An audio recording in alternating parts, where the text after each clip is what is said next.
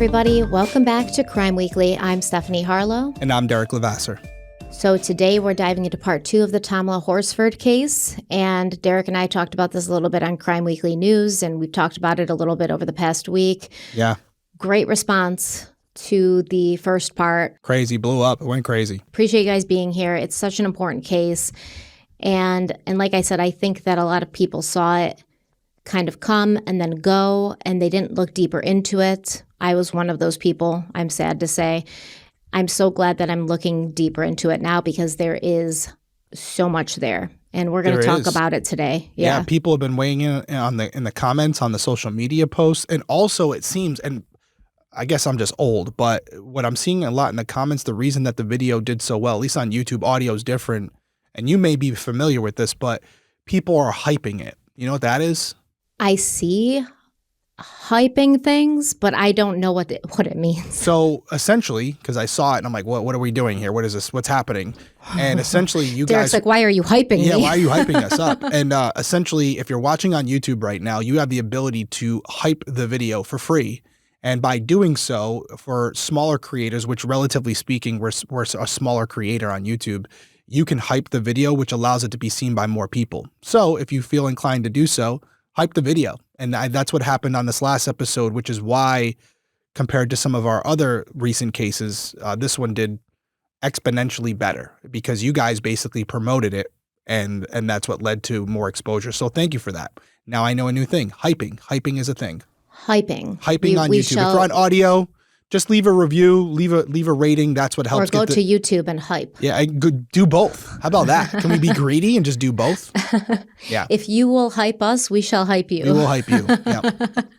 So we have a lot more to talk about today. Yeah. We're going to dive into it. Is there anything you want to say before we do? No, I was trying not to be influenced by you guys, because when you go read the social media comments, you guys are ahead of us, or ahead of me, I should say.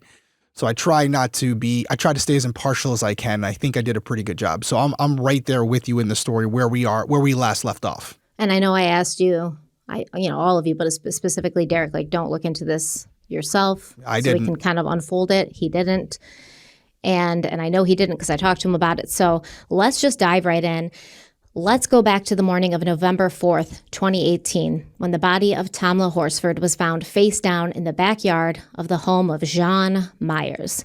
Jean's quote-unquote aunt, Madeline Lombardi, was the first person to see Tam, and the Forsyth County Sheriff's Office interviewed her formally on November 7th.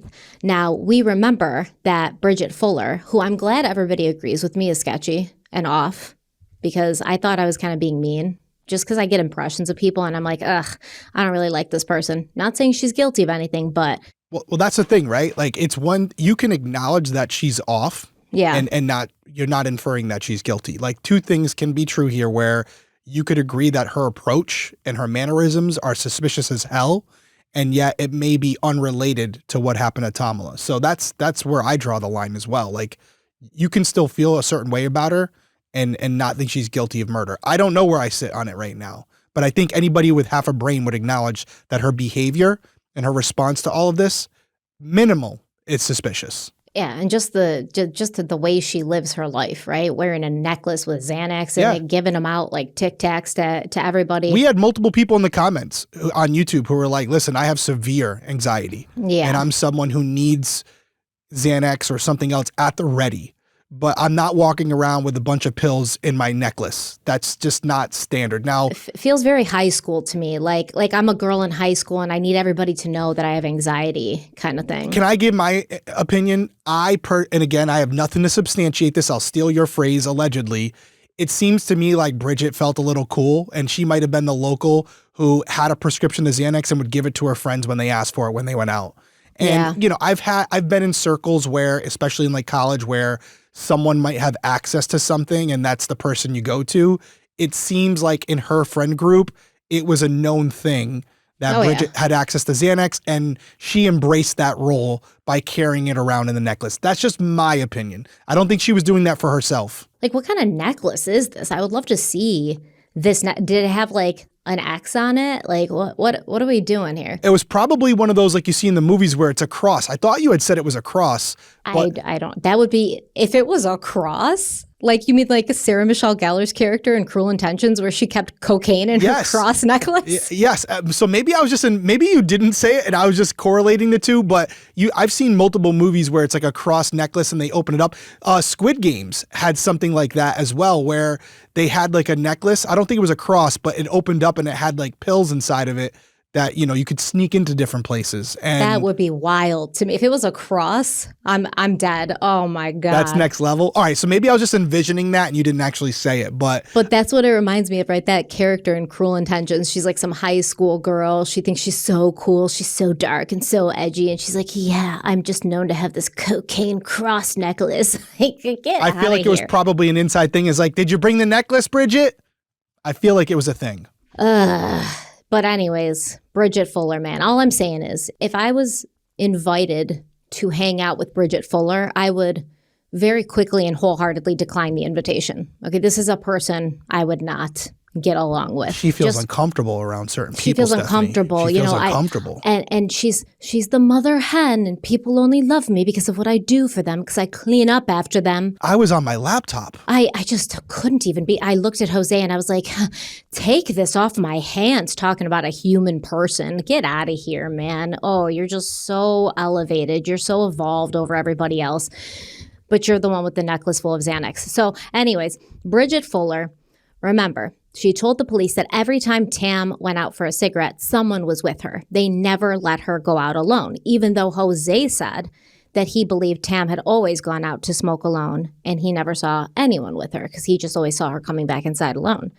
So Aunt Madeline, she said that on the evening of November 3rd, she had made gumbo and she was encouraging everyone to eat it all night. And she said when the boys, Jose Barrera and Tom Smith, came up from the basement at halftime, she told them that they could eat first, but then they had to go out and get ice because they were all out of ice and everyone was still drinking and mixing drinks. Now at that point, Madeline went outside with Tam and Stacy Smith. Tam smoked a cigarette. Then Stacy got up and went back inside, and then Madeline and Tam went inside.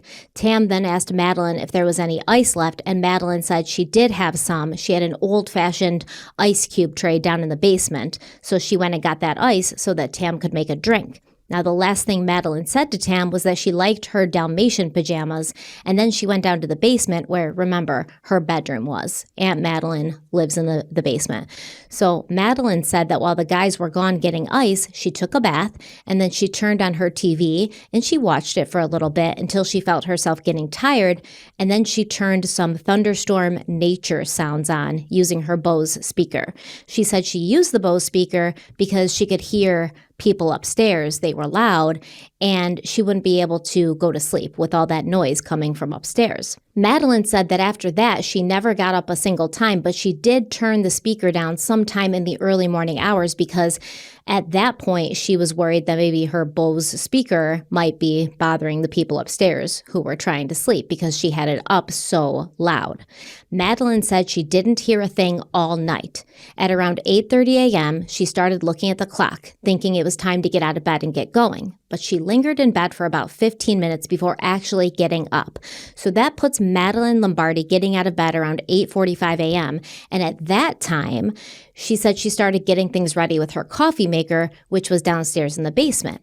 She talks about how the coffee maker is an espresso maker, so there's a bunch of things you have to do to make coffee. It's not just like a normal drip coffee maker. You have to empty out the grinds from the day before. You got to grind the beans, et cetera, et cetera. I went get the coffee maker started and I went stand by the window and I was just staring out the window and I saw those Dalmatian pajamas, Tam. But I couldn't remember her name. Right. Because that was the first time I'd met her. Mm-hmm. So I didn't start the coffee. I got on my knees and I said a prayer. And then I ran upstairs and I knocked on the door and I thought I heard water running and I thought maybe Jose and Jean were taking a shower. So I went downstairs because I was like thinking I shouldn't wake up. Maybe she's up. So I went downstairs and I looked out the window again and then it was just like, I couldn't believe my eyes. I was saying inside my head, she's not moving, she's not moving. So then I went and knocked on the door louder. And you never went out there? You just looked out the window, right? No. Okay. And that's when I told Jose that I knocked on the doors. Jean said, come in, and they were sitting up in bed. And I said, Jose, and I looked at Jean and I said, I just want to talk to Jose. I want him to come downstairs with me. And Jean said, why? What's wrong? And I said, your friend from the islands is laying in the backyard and she's not moving. And then that's when Jose went out and Jean went out right behind them. I don't even know which door they went out of. I came back in here and I guess we woke up Jen. Okay, so Madeline said that Jennifer Morrell was sleeping in the only room on the main floor. Tom and Stacy Smith had been sleeping in one of the upstairs bedrooms near where Jean and Jose's room was, but they had left earlier in the morning because they had kids. We'll come back to that. Madeline said that at the point when she woke up Jose and Jean, Jennifer Morrell was the only person still there. Now, we know that technically Tom and Stacy hadn't left that much earlier. According to them, they'd left around 8:30, which was exactly when Madeline decided it was time to think about getting out of bed and starting her day. Now, at this point in the interview with Madeline, you're going to hear another voice, and it belongs to John Myers. I'm going to start charging y'all rent. Get out of my head. Look, and I just went and got y'all gift cards. Oh, were they gonna bring them so on? I told nice. them I just made them cookies. But then I was told I shouldn't because then it could look bad if I give you something before the case is closed. Oh, well, you better wait. So, and it's very stereotypical because I figure all cops go to Dunkin' Donuts, right? You may have something. Do you need me or can I go upstairs and get ready for this funeral? Go do your thing. Okay, perfect. All right, so if just in case anybody couldn't hear clearly, Jean says, I'm about to start charging y'all rent. So she's implying she's been seeing a lot of these police officers, right? Yep. Yeah. And these police officers are Mike Christian and Tyler Sexton. So she also says that she got the detectives Dunkin' Donuts gift cards, but then she was told she probably shouldn't give them the gift cards. Yeah, probably a wise idea. Before the case was wrapped up because it would look bad. Right.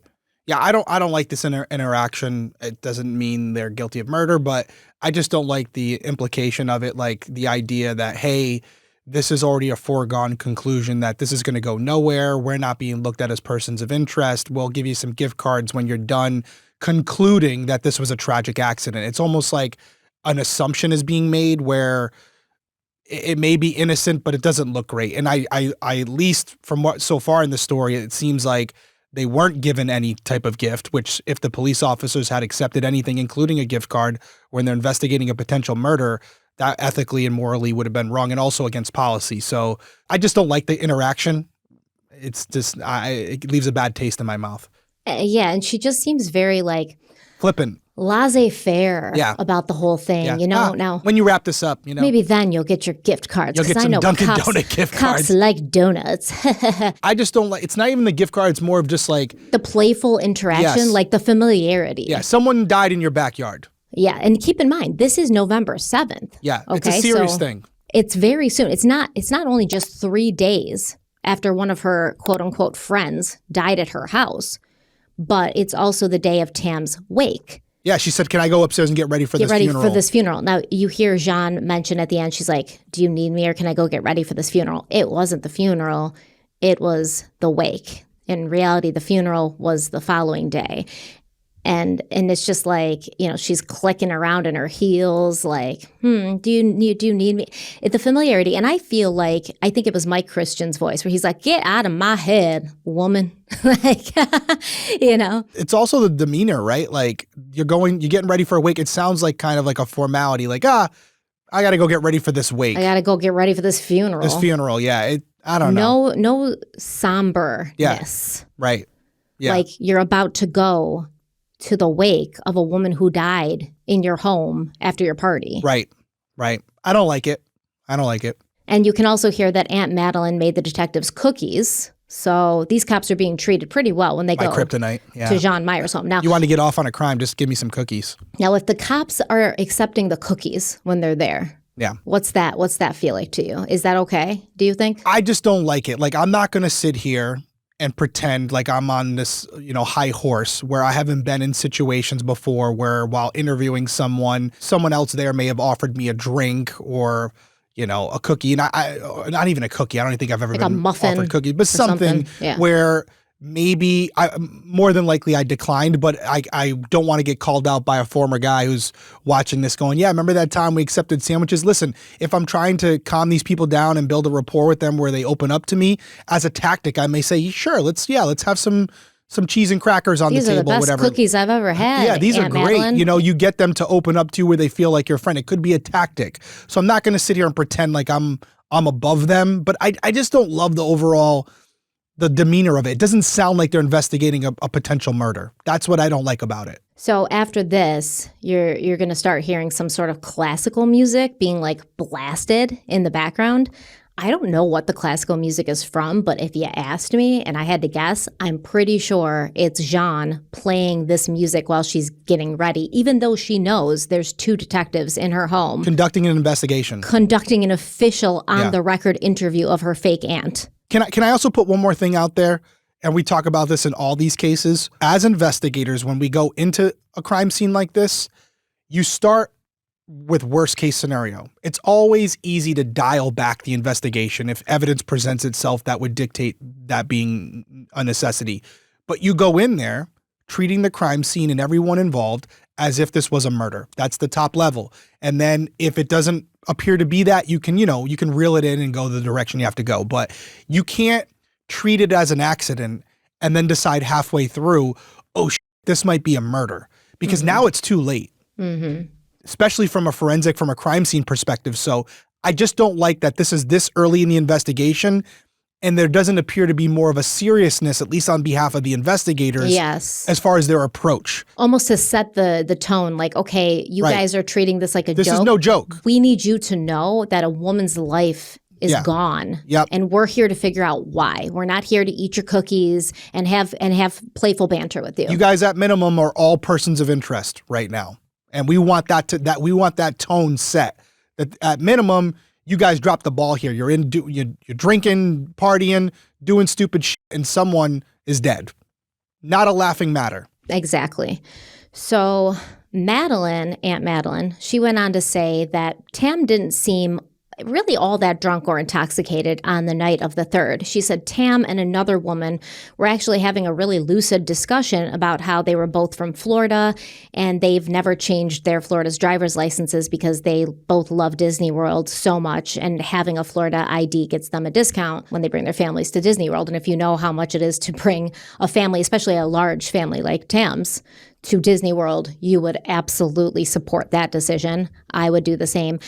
And she said this conversation was happening pretty late in the night. In fact, I believe the conversation was happening right before Madeline went to bed when they were out on the balcony, but before she came in and got the ice for Tamla. And she said Tam wasn't slurring or having a hard time keeping up. Madeline was then asked if there was anything she could think of that the detectives didn't ask her. Is there anything that you can think of that I didn't ask you that maybe I should? Yes. What? Okay. When Tam went out to smoke pot, I went out with her. Did she smoke marijuana here? Yes. Okay, that's fine. Yeah. What time was that? Right. I guess from in between the time that she arrived and the time that the game started. Okay. Somewhere's in between that picture. Okay. Yeah. What else do you know I don't? That's the only thing. Okay. That's the only thing, because to hide anything or try to conceal anything would be so deceitful, and I wouldn't be able to lay my head on a pillow tonight. Because I've just been praying for God to reveal some answers in this case, because it doesn't make any sense. Well said. It doesn't make any sense from a person who was there. If that's not the overall feeling of this case and why people are so attached to it, I don't know what is. Person from inside the building who was there that night saying, It just doesn't make sense. I mean, And she's not the only person that says this, by the way. We're going to go into it. But a lot of people at the party were like, there's no way that she Right. fell. yeah. They were there at the party and they're like, no, she didn't. There's no way. It doesn't make sense, right? And as far as Madeline's interview, again, it's going off just basically voice analysis, which I'm not an expert in. But she seems to be somewhat truthful at this point, appears to be composed, appears to have some type of moral compass where she's like, hey, you didn't mention this, but I think I should. yeah, because she was smoking pot with her. Right. But now that, and I was just going to say that could be taken as covering your own ass, or it could be like, listen, in spite of the fact that it's going to make me not look great, I wanted to put this out there and I wanted to be truthful. So I guess it could be taken both ways. Yeah, but did you notice, Derek? She's like, Tam went out and was smoking pot, and I went out with her. She says, I went out with her. She didn't say, I smoked with her. Do you Right. notice there's no follow-up questions from the detectives, such as like, well, when you went out with Tam and she smoked weed, did you also smoke weed? Yeah. It should have been the follow-up question. I took it as her way of admitting she was out there smoking weed with her without saying it. Like, that's what I'm writing Yeah, but down when on you're my, a cop, that's not, that you can't do that. I'm writing it on my notepad. It should have been a follow-up question, but that's something where you'll have someone who is around for something like this, and it's their way of kind of skirting the truth. So I think that maybe that would have been a follow-up question, but then Jean's ass pops back in and she's like screaming down to Madeline. She's like, are you picking up the kids? And Yeah. Madeline's like, yeah, I'll pick them up. What time? And she's like, and Jean's getting all frustrated. And then the police are like, okay, we're just going to wrap this interview Yeah, up. the music playing in the background, super annoying to me. I would, Annoying. as a cop, I would have been like, hey, can you do me a favor? Can you shut the effing Yeah. music off? Yeah. I'm here trying, exactly. I can't think. What am I am I in a Panera Bread right now? Jeez. Yeah. We could do this at the station as well. You know, that's also an option. I'm trying to help you guys out and do it in your home to make you comfortable. And what are we supposed to believe? That Jean is just so like classy that she's putting her makeup on and she's like, I'm listening to Mozart. Yeah, no, I don't like it. That's what I listen to. I don't like it. But yeah, no, I mean, it would have been a follow-up question.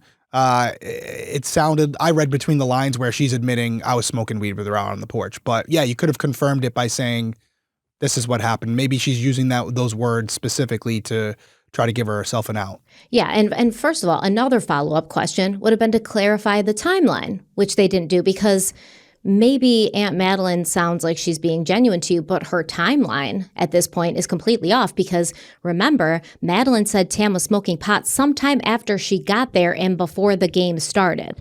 But we've already established that the game started at 8 p.m. and Tam didn't get there until after 8 p.m. So that timeline doesn't make any sense. You know, like she smoked pot sometime after she got there and the game started. Tam didn't get there until about 30 to 45 minutes after the game started. So what are you talking about? Yeah, are you inferring that she was smoking before she arrived at the location? Like No, because she went out and smoked with her. So the cops never clarify, hey, you said that she was smoking pot after she got there and before the game started, but in your first interview and earlier in this interview, you said she didn't get there until later and the game had already started. Yeah, these are questions you have to ask, and it could be because there's something more nefarious going on, or it could be what I've experienced a lot, which is just people being horrible witnesses and not having any sense of time, especially when alcohol and or drugs are involved. It's a tough one, but that's why you have reoccurring interviews to try to nail down what actually happened. And to see if somebody's story changes Right. or their timeline changes, which it did, and you didn't follow up. Yep. Okay. So Madeline is then going to be asked, what does she think happened? Remember, because the last thing you heard from her is, this doesn't make sense. Let's take a quick break, and then we're going to hear from Aunt Madeline what she thinks happened. This episode of Crime Weekly is brought to you by Wild Grain, and we love Wild Grain. We talk about it all the time. They don't even need to pay us to promote this stuff. It's one of those things that quietly upgrades your life without you even realizing it at first, and it's definitely been elevating my meals. Wild Grain is the first Bake from Frozen subscription box for sourdough breads, artisanal pastries, and fresh pastas, and everything bakes in 25 minutes or less, so no thawing, no prep. If you were looking at my Instagram stories this weekend, Easter Sunday, for anybody who celebrates, if you were paying close attention, you saw a bunch of croissants on the table. They were from Wild Grain. Yes, folks. I made them, brought them over, and presented them as if I cooked them myself, which technically I did, right? So Yeah, you absolutely did. And it's not just convenient. The quality is really there. So they use simple ingredients you can pronounce. They use a slow fermentation process. It tastes better. It's real food. It's delicious. so good. You know, I have a box, I get a variety box, so I always put in their sourdough loaves. You can really taste that fermentation process. It's crispy on the outside, soft inside. Obviously, the croissants, they're dangerous. I like the regular ones. I like the chocolate-filled ones. Almond croissants. Just had the almond croissants. Oh, I have to try that now. So I have to go in and revamp my box then, because I'm getting like the croissants, the breads. You can customize your box. So they've got the variety box, gluten-free box, vegan box, protein box. You can pick what works for you, or you can just throw in whatever it is that you like. Every single thing I've tried from Wild Grain is delicious. Their gnocchis, their raviolis, their breads, everything amazing. So don't just take our word for it. They have over 40,000 five-star reviews, and they've been voted the best food subscription box by USA Today. Not 1 year, not 2 years, but 3 years in a row. That's right. And for a limited time, Wild Grain is offering our listeners and viewers $30 off your first box plus free croissants for life. All you have to do is go to wildgrain.com/crimeweekly30 to start your subscription today. Again, that's $30 off your first box and free croissants for life when you visit wildgrain.com/crimeweekly30. And that's all one word. Or you can use our promo code crimeweekly30 at checkout. Okay, we're back from our break. As I said before the break, the detectives are like, hey, Madeline Lombardi, you say this doesn't make sense. What do you think happened? Well, you know, at first, when I saw her, it was crazy. I just thought, why is she sleeping outside? Yeah, like she just passed out. Boy, they had a good time. Yeah. Yeah, I just thought, why is she sleeping out there? You know, and then my brain was just like, that's not a natural way to be sleeping, the way she was laying, you know, with her face down. Mm-hmm. It was like, that's not natural. And then I started thinking, it's cold out there. That ground is cold. Right. Yeah, and then after, I guess the only speculation I would have had is that she went downstairs and that she tripped over that metal piece, because I'm tripped over that metal piece. Mm-hmm. So after this, Madeline was then asked, well, you know, knowing what you know now, which it's like, why the hell does she know anything now? She shouldn't know what the cops know, but knowing what you know now, what do you think happened? And then as she starts to answer, that's when Jean interrupts the interview again. But knowing what you know now, what do you think happened? It's baffling. Yeah. It's baffling.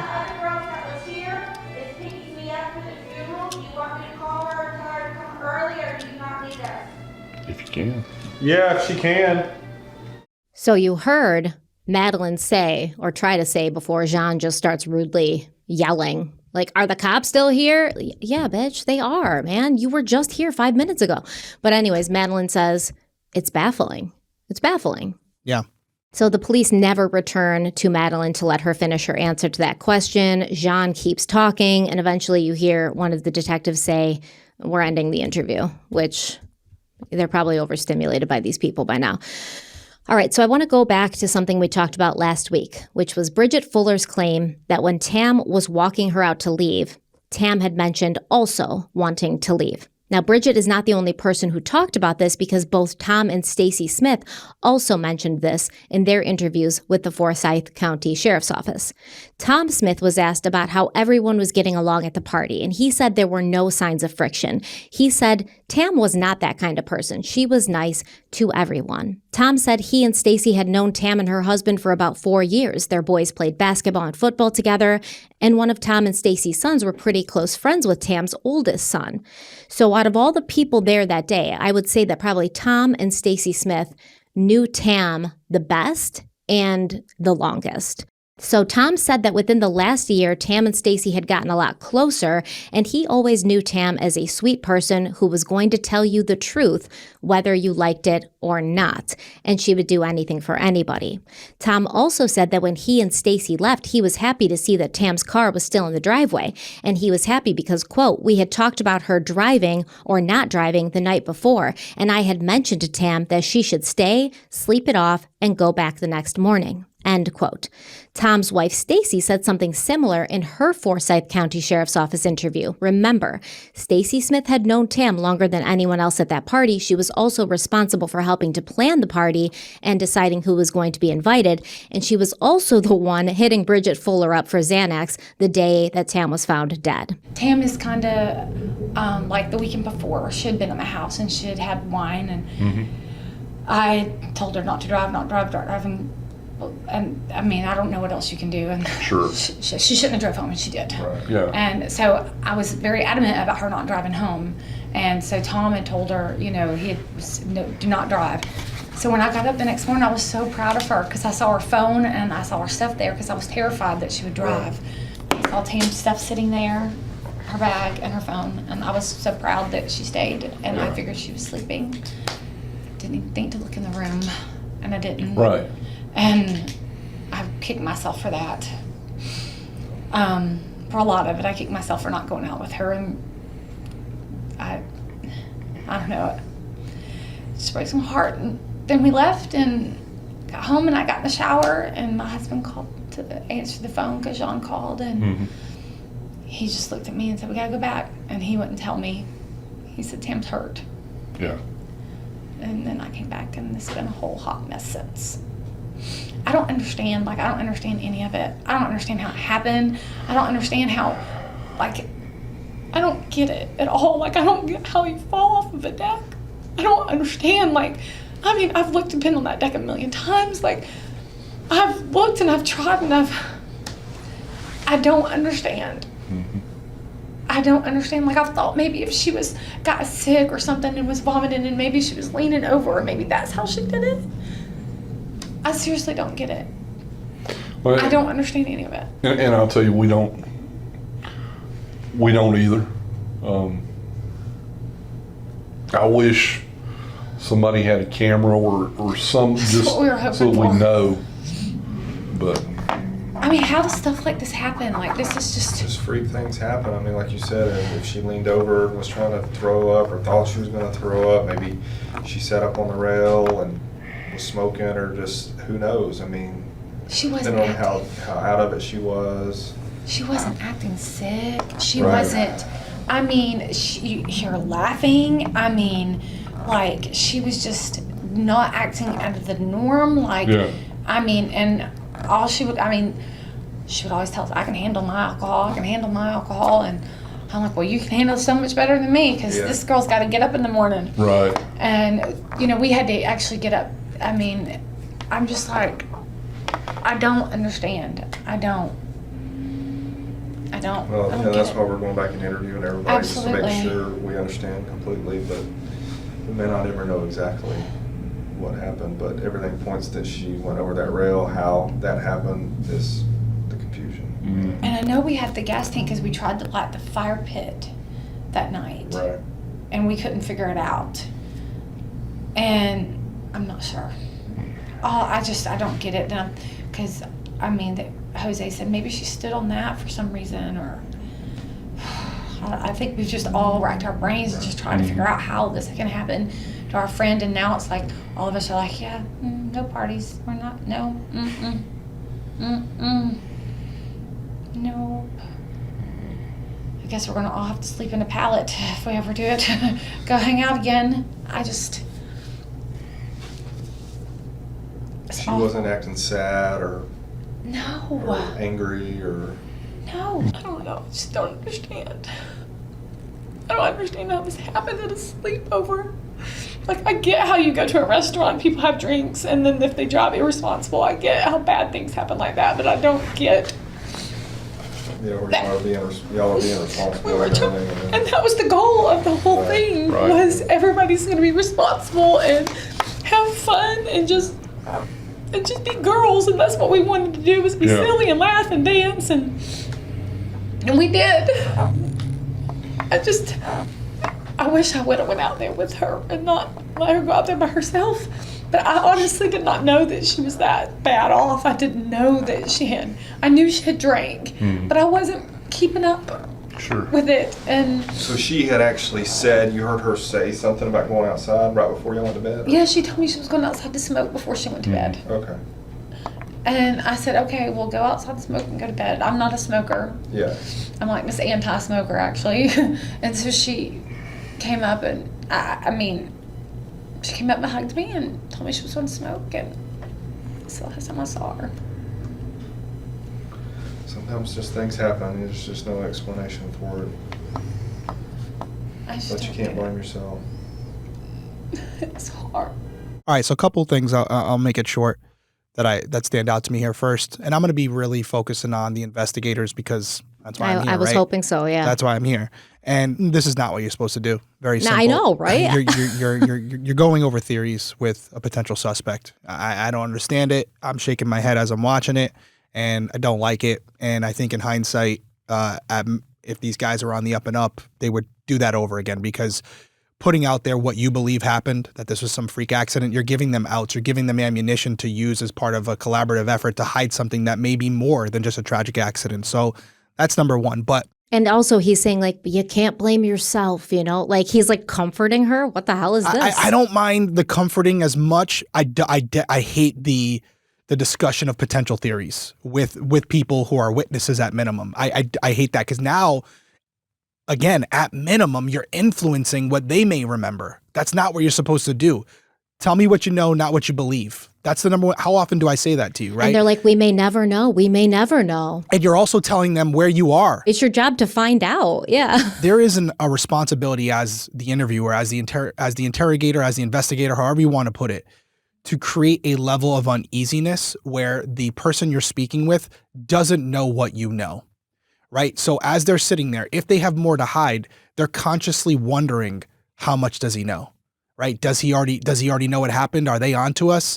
So maybe they'll break. But when you're showing your hand, basically saying, we got nothing, we don't know what happened, we wish there were cameras, that puts them in a position of power. I'm talking about the interviewee, where they now know you're grasping at straws. So that's one thing.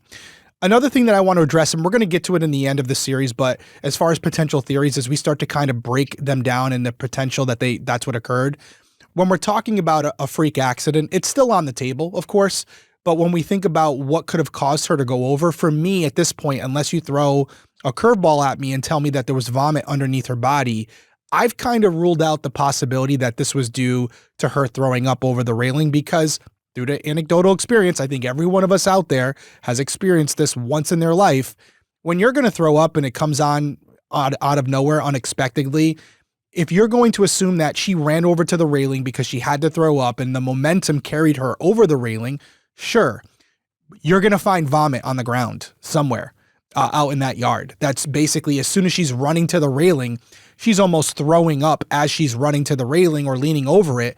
And so you would expect to find vomit on the ground. The fact that you haven't found any of that at this point in the story, I basically ruled that out as a cause, as a reason for her going over, if that's what occurred here. So that's off the table for me. The only other thing I wanted to mention, which I kind of glanced over last episode, not understanding the layout, there is a photo of the balcony where I think I referred to it as a table, but if you look closer, you can see that that's the grill, that's the fire pit that they're referring to. It's not like your traditional fire pit. It's like a gas propane powered fire pit that we've all seen in the middle of a table that kind of goes up in the middle there, and that's where you can see the propane tank near the railing itself. So I just wanted to clarify that. But those are my initial thoughts. And did you hear he asked her, like, well, did she seem sad at all? Almost like suggesting maybe she intentionally threw herself off the balcony. Like, what? It's a fine line, but again, I don't like the questioning because you're giving them outs.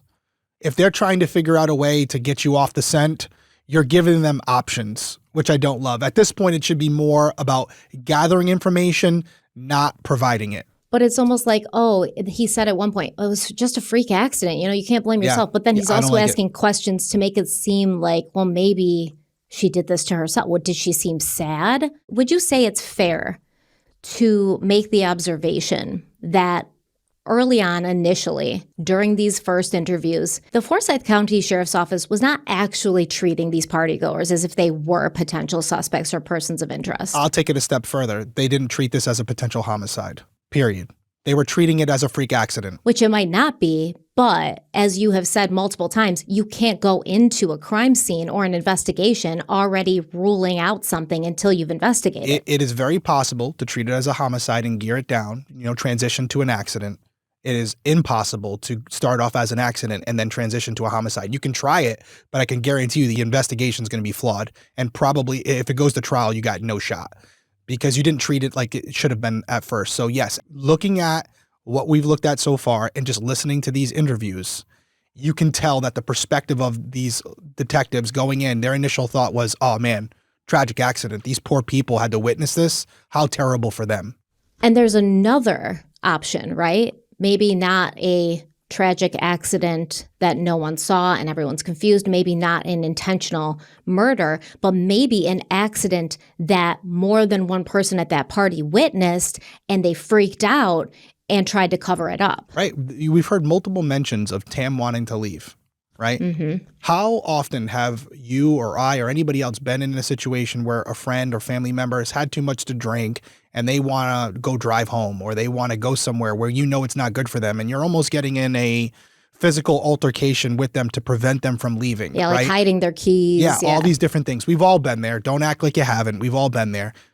They're all mentioning this. Right there could be the secret sauce. But then they all go to bed and leave her alone, which would have given her the opportunity to leave. A perfect opportunity to leave. Of course. Someone would have been monitoring her at that point. Instead of going outside to smoke a cigarette, she would have grabbed her keys and walked Bridget out the door and then been like, all right, I'm going home. But I think it's an important point that you make where there's a gradient here. It's a spectrum. The bottom being a freak accident, an anomaly, a once-in-a-lifetime thing that just happened to occur. Makes sense to nobody. Right? The other end is a premeditated homicide, right? And then there's somewhere in the middle where it may just be a tragic accident, but involved multiple people who are now trying to cover their tracks. So they even, I want to go back to, and we had talked about this, I think last night on the phone. Somebody said you saw a theory where Tam had been walking down the stairs from the top level of the balcony down, and that maybe she fell as she was going down the stairs. Yeah, there's no railing there or something like that. There's no railing. However, there's also no dirt or anything on her white Dalmatian pajamas except for that one spot on her butt. So then that one spot on her butt, it makes people say, well, what if she was sitting on the railing and then fell off? I would venture to say, why the hell would she be sitting on the railing when she's alone out there, number one? When there's chairs all over that balcony, you can see them. Yeah, it wouldn't be a smart decision. I would almost wonder because the dust and the debris was wiped off the top of that oil tank or that gas tank, the one that they keep talking propane about. Tank. Yeah, Yeah, they you keep can see it talking there. about that tank. It was wiped off. So the tank itself was dusty, but the top wasn't. Maybe she perched herself on that and she was sitting there and that's how her butt got dirty. But I don't think she fell down the stairs because you'd see different areas of dirt on her body, and the injuries on her shin or both of her shins, they wouldn't add up with that kind of fall because they do line up with that landscape divider. I guess my question to you would be, because you know more about it than me, but just looking at the photos, is it possible that she goes down the stairs, she's injured significantly, and there's not a lot of dirt on her onesie or her pajamas because for the most part, she's kind of on that concrete pad before falling onto the dirt itself, which is after that landscape track that's there that Madeline mentioned tripping on in the past. Is that possible? I don't know if the injuries on her shin would be that extensive from a ground level fall onto that landscaping thing. Yeah. And also, I mean, if she fell down the stairs, you wouldn't assume that she would come to a landing at the bottom of the stairs on her feet, right? You wouldn't, no. She'd probably fall on her knees, maybe even, on her side or something like that. And then she'd have to stand up again in order to stumble to be able to fall over that landscape divider. Right. Yeah, if that's what happened here, that would fall in the category of just a once in a lifetime thing. Now, you and I were talking on the phone about this, and that's something I said where there are, and these cases are far and few between, right? It's not the norm, where something did occur that is just an anomaly. Just like it's such a rarity, it's almost hard for the human brain to comprehend because it's so unlikely. But I think everybody out there would acknowledge that, yeah, those circumstances do exist. So the question we all have to ask ourselves. What do you mean? What are you saying, that she fell off the balcony unaided, just accidentally in a freak accident for some reason? That is like the anomaly you're talking about? That would be one, yeah. And or some other just perfect set of tragic circumstances where she did somehow go down the stairs because there was no railing, and the injuries that were inflicted because of it left certain damage, but not others that you would expect. And due to a severe concussion and multiple fractures, she succumbed to her injuries as she reached the grass. I'm acknowledging very unlikely. So the injuries happened from the fall down the stairs. Down the stairs. Yeah. And but there's no blood there. No blood. And these are things that you would expect, right? So I'm trying to stay balanced. Also, no blood where her body came to rest. Yes. Allegedly. Well, there wasn't a lot of lacerations from what you described to me, right? It was more internal injuries, correct? There were lacerations on her face, yeah. Lacerations on her face, but not significant, right? They were more superficial. The injuries to her face? Yeah. I wouldn't call them superficial, but yeah, I guess you're not going to leave a pool of blood. Not a pool of blood, yeah. But if you have this hemorrhage, she had different types of hemorrhages, would you think that given the time they believe it happened and the time that her body was found, that some blood would have come out of her mouth, her nose? You would expect it, yeah. Yeah. I think my bigger issue with this case is not so much, and what we're speculating about kind of plays to this, which is why I'm bringing it up. It seems like a lot of time was spent by the lead investigators interviewing potential suspects. That they didn't treat like suspects. I think there should have been a lot more emphasis placed on using her body to determine what happened, right? Don't go to the people who could be involved. Biomechanical engineers, pathologists, people of that nature coming in and trying to recreate what potentially happened. Because once you figure that out, then you know the line of questioning you want to ask. So you haven't mentioned to me at any point during this story that some type of biomechanical engineer was brought in to recreate this crime scene to try to understand, based on those injuries, what potential theories are in play. Yeah, to try to recreate the potential things that could have happened. Based on the injuries, right? That would have been the main emphasis of my investigation. There's always an opportunity to go back and question everybody. You still want to do it in a timely manner. There should have been a documented history of investigators bringing in experts who could take her injuries and then give us a list of potential theories that would be aligned with her injuries. And there wasn't. And so that's a problem. It seems like from day one, they were kind of writing it off as an accident. I mean, even I Mike Christian's like, she fell over the landscape divider. And then the ME was like, no, that's not possible. It's more likely her injuries are more consistent with falling off the balcony. And Mike Christian's like, okay, then that's what happened. And the number one question I would ask is, was the pathologist out at the scene? No, they were not. And from what I understand, I personally believe pathologists are great.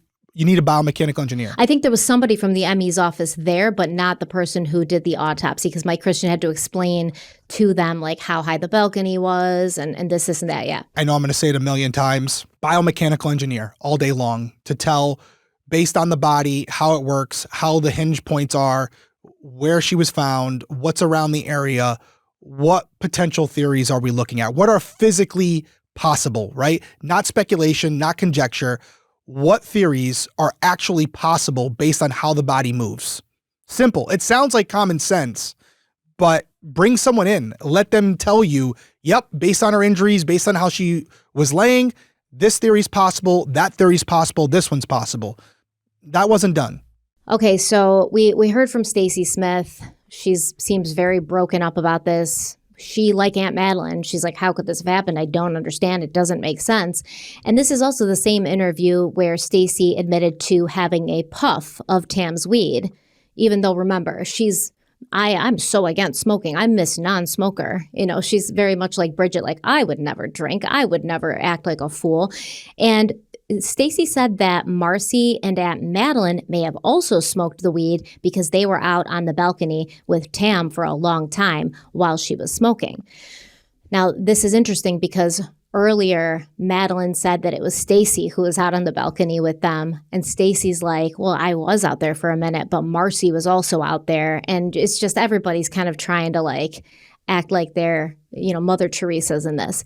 So then Stacy was asked how much Tam had to drink. And earlier in the interview, she had told the police that when Tam got there and opened the tequila, she smelled Tam's tequila and she was like, oh, this smells gross. It's too much for me. So Stacy stuck to her vodka and Sprite. Stacy also said, quote, there was a lot going on with that bottle, end quote, meaning, I guess, that she didn't really know how much Tam had consumed of the bottle or who else may have had tequila from that bottle. Yep, that's my interpretation. Yep. Yeah. She also mentions that she knows that Marcy took at least one shot from the tequila, but other than that, she didn't really see anyone else drink any tequila. So, like I said, Stacy seems really at a loss for how this could have even happened. She doesn't understand how someone can just fall off a balcony like that. The police detectives seem equally confused. They actually say, I don't know if you heard it, but they're like, yeah, we don't get it either. No, yeah, they're like, I wish we had cameras. Insinuating we got nothing. Yeah, now I want to ask you, because obviously all of these interviews are happening days after the incident, and clearly all the people at the party have had a chance to talk and speculate about what could have happened. And we know that because Stacy mentioned the propane tank and how Jose said maybe she stood on that for some reason, and they were all racking their brains. Now, given how things went down, and also given how the police are admitting to Stacy that this does not seem like an open and shut accident, should the people present at the party have been allowed to talk so extensively before sitting down for formal interviews with law enforcement? No, you would have advised them to keep your distance until we have an opportunity to speak with you. Ideally, in a perfect scenario, there would have been a reconstruction going on at the house almost immediately, right? Bringing people in who are impartial witnesses, who are experts in those fields, recreating potential scenarios to see which ones were most likely based on the injuries to Tam's body. At the same time, if again, perfect world, simultaneously, you would have taken initial interviews from each and every person there, understanding that at minimum, they're witnesses, but they're also potentially suspects. So you'd want those two things going on at the same time, but preferably I would like the reconstruction to be completed and have those results so that I can use those tools to my advantage during the interview process. Okay, so we're going to talk about this later, but according to a neighbor, all of these party people went back to John Meyer's house like every day for 2 weeks after this happened. And they were all talking all the time. Yeah, so, and you could look at that multiple ways, but at minimum, now you're muddying the water, right? You want independent accounts of what occurred, and now they're hearing from other people, and that could influence their perspective on what they remember and how they remember it. So on one end, it's bad from a witness standpoint. On the other end, if there's some type of collaborative effort going on to cover something up, now they're getting the opportunity to kind of tighten up that story and make sure it aligns. So let's say there's not a collaborative effort. Let's say one person at that party did something wrong. Let's just say it's Jose, for example's sake, okay? Jose goes outside after everyone goes to bed. Him and Tam have a thing. Let's say allegedly. Makes a move on her. He makes a move on her. She's mad. He pushes her, not meaning to push her over the balcony. She falls. And now Jose, in the days after this happens. She could have also pushed off of him. Yeah, maybe. But he's talking to everybody and he's like, well, maybe she stood on the propane tank. From a witness standpoint of all these people now accurately telling the police the events and the timeline of that night, that's muddied the waters by That's the what I'm one talking about. person. Yeah. By the one person who has something to cover up. And he's in everyone's ear like, well, maybe this could have happened and maybe this could have happened. Of course. Yeah.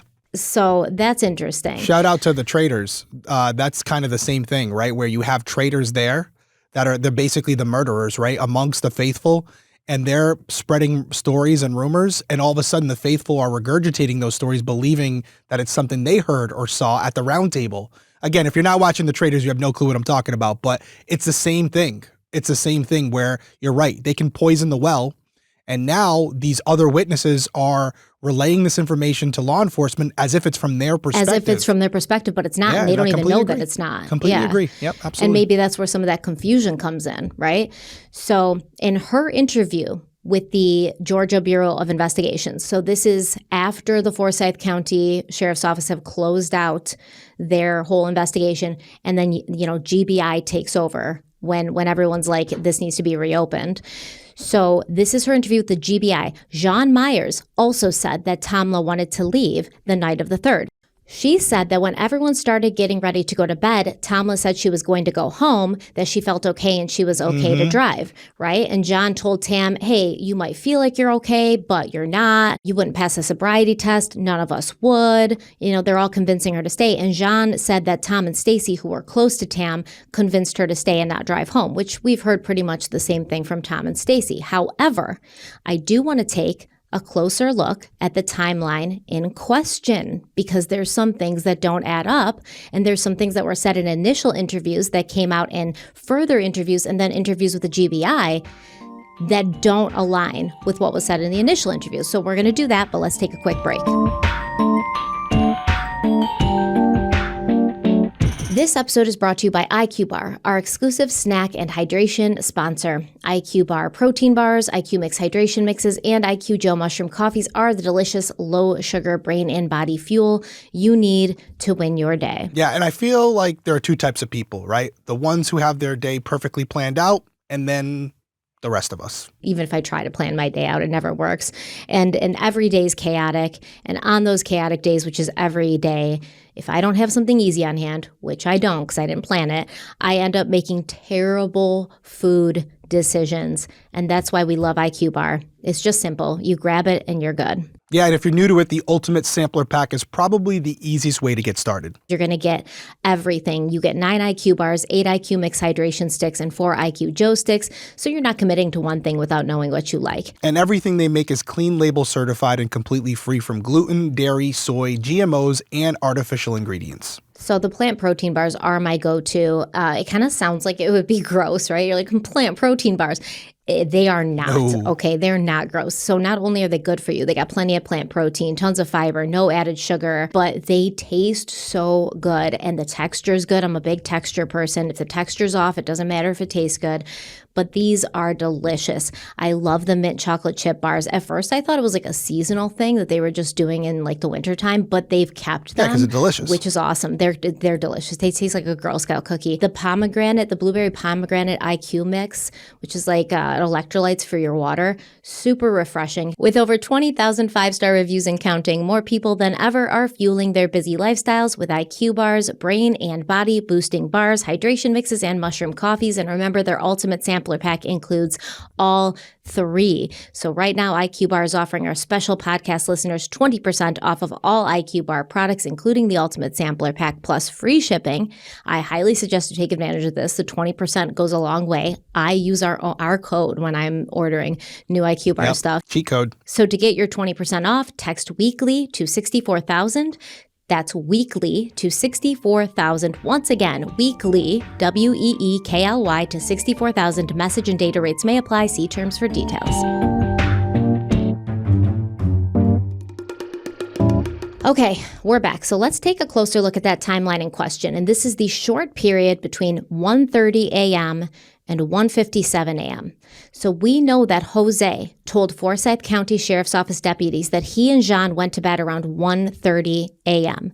In her interview with the Forsyth County Sheriff's Office on November 9th, 2018, Jean said that it was around 1 a.m. when they started getting Jennifer Morel in bed because remember, Jen was wasted and everybody had to take care of her. And Marcy was getting Jennifer Morel to bed on the first floor, and then everyone else went upstairs, leaving Jean, Jose, Tom, Stacy, Bridget, and Tam downstairs on the main floor. So around 1:30, Jean said she was going to bed because she was tired, and Tam started talking to Stacy, telling Stacy that she was going to sleep with her, and then Stacy's husband, Tom, said, no, she's sleeping with me. Jean said Bridget was there, and she either made Tam a bowl of gumbo or Tam made it for herself, and then Bridget had called her husband, Gary, to come pick her up. Jean said that Tam walked Bridget to the front door because the door log shows the front door opening and closing at 1:47 a.m., and so Jean assumed that this was Bridget Fuller leaving. Now, Forsyth County Sheriff's Office spoke to Jose on November 9th, 2018. And remember, we talked about this last time. He said he turned the TV on in the main level bedroom for Jennifer and Marcy around 1 a.m. He then went down to the basement to get his cell phone charger. And when he came back up from the basement, he saw Tam in the kitchen. He said he saw her by herself in the kitchen. And then he went upstairs, and this would have been about 1:30 a.m. Now, unlike what we may have believed and what we were kind of led to believe during the initial round of Forsyth County Sheriff's interviews, Jose and Jean did not go upstairs to bed together at 1:30 a.m. It was kind of made to seem like Jean and Tom and Stacy were talking to Tam in the kitchen, and Bridget Fuller was making gumbo, and then Jose ran down to the basement to get his cell phone charger, and then when he came up, he and Jean went up to bed together. But that's not really what happened. According to Jean's interview with the GBI, so this is not her Forsyth County Sheriff's interview, this is her later GBI interview, they initially did go upstairs together, and they were talking to Paula, because Paula's sleeping on the upstairs where Jean and Jose sleep. But then Jose remembered he needed to get his cell phone charger, so he went down to the basement, leaving Jean on the second floor of the house, the bedroom floor. Now, there is one bedroom on the main floor, and that's where Marcy and Jennifer Morrell are sleeping, in that one bedroom on the main floor. And that's also the floor with the balcony with the kitchen and the balcony, yes. Around 1:30, did everybody kind of go to bed at the same time then? Yeah, we all went to bed about the same time. I went up, Stacy went up, Stacy and Tom went up, Paula was up, Jose and I were up there because we were actually in the room talking to Paula about some other crazy stuff. And Jose said, I have to get my charger. When we all went upstairs, Bridget was cleaning. She had heated up, my aunt had made gumbo and stuff. Uh-huh. She was heating up gumbo. So when I went upstairs, Bridget was cleaning the kitchen. Tam was sitting on the other end of the island eating a bowl of gumbo. And Bridget said, Gary's on his way. And Tam said, I'm going to eat this and then I'm going to have a cigarette and then I'll be up. We were upstairs. Jose said, oh, my charger's in the basement or something. And he said he went down. I saw him go down and then he came right back up. There was like not a delay or a lag of him coming to bed. And we finished talking to Paula. And we were talking about stuff, Jen, her behavior. And then went to bed. And that's it. Okay, so as far as you're concerned, Jose, like the time it took him, he went straight down the basement, got the charger, and came back up. Yeah, it was pretty quick to go down 2 flights of stairs and come back. Did he get up at all during the night? No. How about you? Did you get up at all? No. Like, admittedly, I was drinking. It wasn't like I passed out. I went to bed. Right. Do you know, did Jose say anything like when he came back up? Do you know if Bridget was still there when he came back up? She was. I think so. I think he's like, Bridget's still cleaning or something like that. Yeah, you can see what the investigator's trying to do there. And by the way, that's a good... Because it's the GBI. Yeah, this is a good interview. You can clearly see the difference in quality, right? It's very matter of fact. It's to the point. And they're also, you can tell what they're trying to do. And even Jean can tell what she's trying to do, right? She's trying to isolate everybody, to put down an opportunity where Jose or somebody else was alone with Tam. Exactly. That's exactly what she's doing here. She's asking those questions to say, hey, was there ever a window, even if only for a couple minutes, where Jose was unaccounted for by anybody? Bridget already being gone, Jose being downstairs alone with Tam. So you can see what the investigator's doing here, which is what they're supposed to do. Mm-hmm.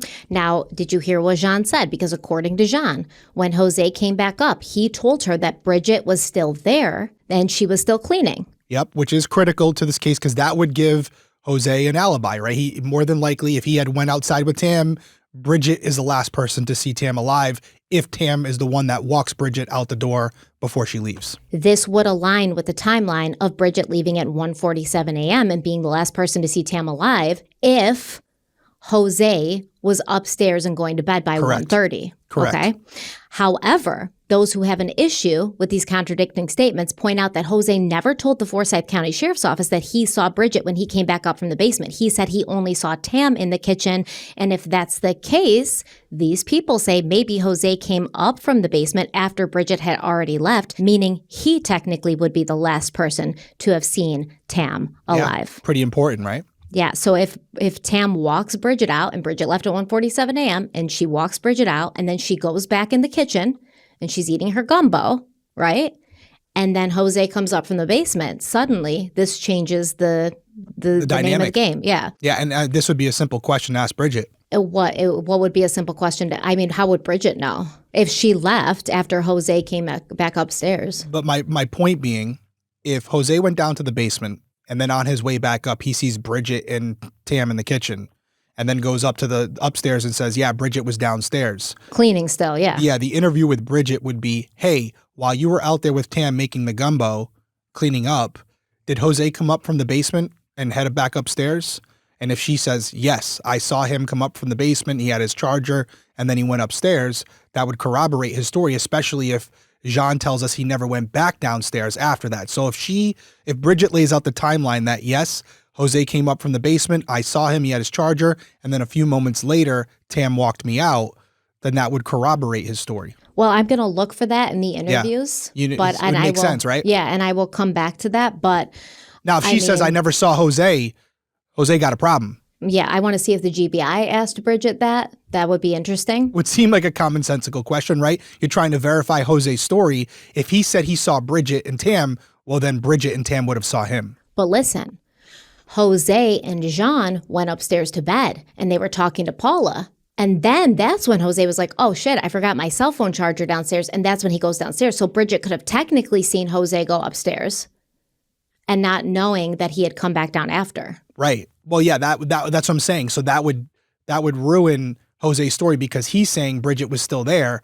But if Bridget was already gone, then how would that happen? Are we saying the same thing yes, here? I mean, yeah, but I'm saying Bridget could technically tell GBI, oh, yeah, I saw Jose go upstairs. Right.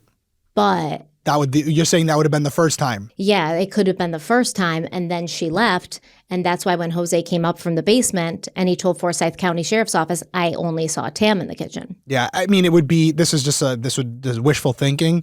If Bridget was able to tell you, yeah, he had his charger cord, the charger block in his hand, that would obviously be a slam dunk. That would help, but what's the chances she's going to remember Yeah, that? that she would remember. And also, who's to say that she would even say anything that would implicate Jose, who is somebody that she actually likes and is friends with?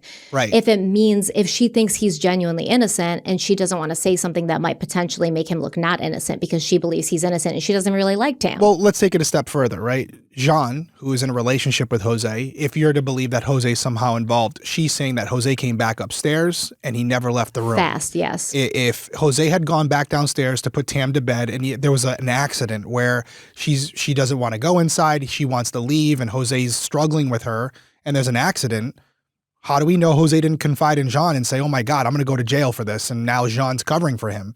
So that's why you got to rely on the science. That's why I keep going back to reconstruction. Everybody in that house has an incentive to potentially lie.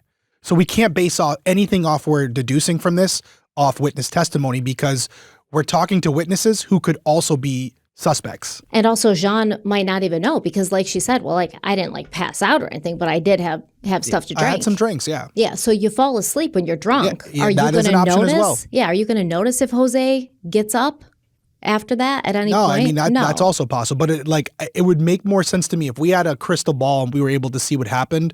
If I told you that Jean knew what happened and she was covering for Jose because it was an accident and she didn't want to see the person she's in love with go to prison for a crime he didn't commit, would it be reasonable to assume that she lied to law enforcement to help him? No, that wouldn't be crazy. You wouldn't go, oh my God, I'm clutching my pearls. I'm so surprised. No, yeah, I wouldn't. So I mean, I think there are people even watching this channel who might say, if we pose the question, yeah, I would do the same. You know what I mean? So that's also on the table here. If you thought it was an accident and you thought, yeah, that's how you justify it. I'm lying to law enforcement, not because Jose's a murderer, but because He was trying to help her. He was trying to get her to bed, and something went south. Now, is that what happened?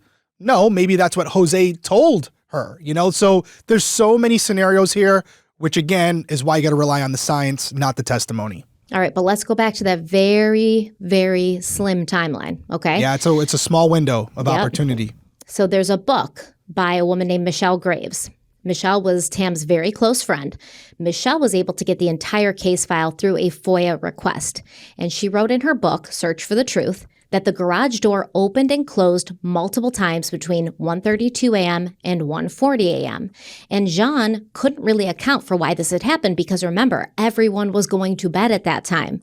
Apparently, according to Jean, most people were upstairs by 1:30. Now, this was not included in the police investigation, but there is body cam footage where Jean was asked about the garage door, and she suggested that Jose went out to get water from the garage, and Jose says, who, me? Because reportedly, at that time, according to Jose, he was getting his cell phone charger from the basement. He was not getting water from the garage. Additionally, Jean had told Officer Waldrop on the scene that Bridget had left out of the garage door at 1:40 a.m. And then one of Jean's attorneys provided a letter to the GBI stating that Bridget left through the garage door at 1:40 a.m. And we know she didn't. She left out the front door. So Jean was asked extensive questions about these time discrepancies, along with information about her camera system and who may have had access to these things during her GBI interview. Let me ask you about, kind of switch gears a little bit, your cameras. Which I know this has been a... They're rechargeable Arlo cameras. They're not ones with batteries. Okay. I had gotten them when I was going through my divorce because my ex-husband would come in the house when I wasn't there. We were on good terms. I've given my Arlo login and password because they send emails when they're dying or you need to 10% or an outstanding recharge them. And my aunt, in her cleaning and organizing, had misplaced that charger. She didn't realize that it was for those cameras. She just saw that it wasn't an Apple, and we all have Apples, so we don't know where she had put it. And since things were fine with my ex and I really wasn't concerned. Do you remember about what time it was that you were, like, around the time of, like, what month, whatever, that you were looking for the charger and couldn't find them? I want to say probably August, but I think the police, Forsyth County, got the emails and everything. Okay. I've turned all that over, but I want to say August. Okay, so here is a screenshot of the email that Jean sent to Mike Christian of the Forsyth County Sheriff's Office on November 19th, 2018. The email says, quote, Mike, this is the last one I have. I must have deleted the others. I will see if I can somehow recover them. I am not tech savvy. If you would like to have a person or detective research it, end quote. And then she goes on to give the web address along with her username and password for the Arlo camera system. Now, the email sent to Jean from Arlo happened on August 18th, 2018. The subject says, your Arlo battery is tired, and reads, quote, uh-oh, Jean, your Arlo is running low on battery. You've still got about 15% of juice left, but in order to maintain uninterrupted peace of mind, we recommend charging up the device as soon as you can, end quote. So we had talked about this a little bit, and you were talking about the cameras last time and what kind of batteries they took. And so according to Jean, they were rechargeable. And because her Aunt Madeline just cleans everything so much, the charger was misplaced and she couldn't find it. And so she was getting emails saying, hey, your camera battery is about to die. But at that point, her and her ex-husband were fine again. So she wasn't really too concerned about recharging the cameras. Well, first off, as we're starting to narrow down potential scenarios, even online, I haven't seen much mention of some type of premeditated murder, right? If this is a homicide, I feel like what happened here was probably in the moment, right? And so for these cameras not to be charged, if we're believing that this is somehow connected to what happened to Tam, we would have to believe that they intended on killing her and they let those cameras run out intentionally. I haven't seen anything to suggest that this was the motive behind having this get together. But am I going to sit here and say with 100% certainty it's not possible? Of course not. I never do.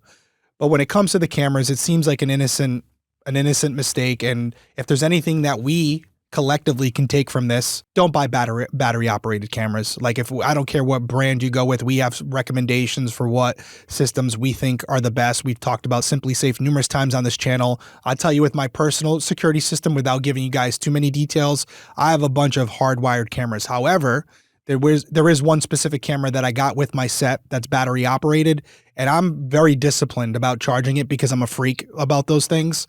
But I will tell you, if there's ever been a lapse or a day or two where that camera wasn't working, it's because I didn't get the chance to charge it. So for future reference, if there's anything you take out of this case that's just you can apply to your own life, make sure you don't buy the battery operated cameras. I don't care what brand it is.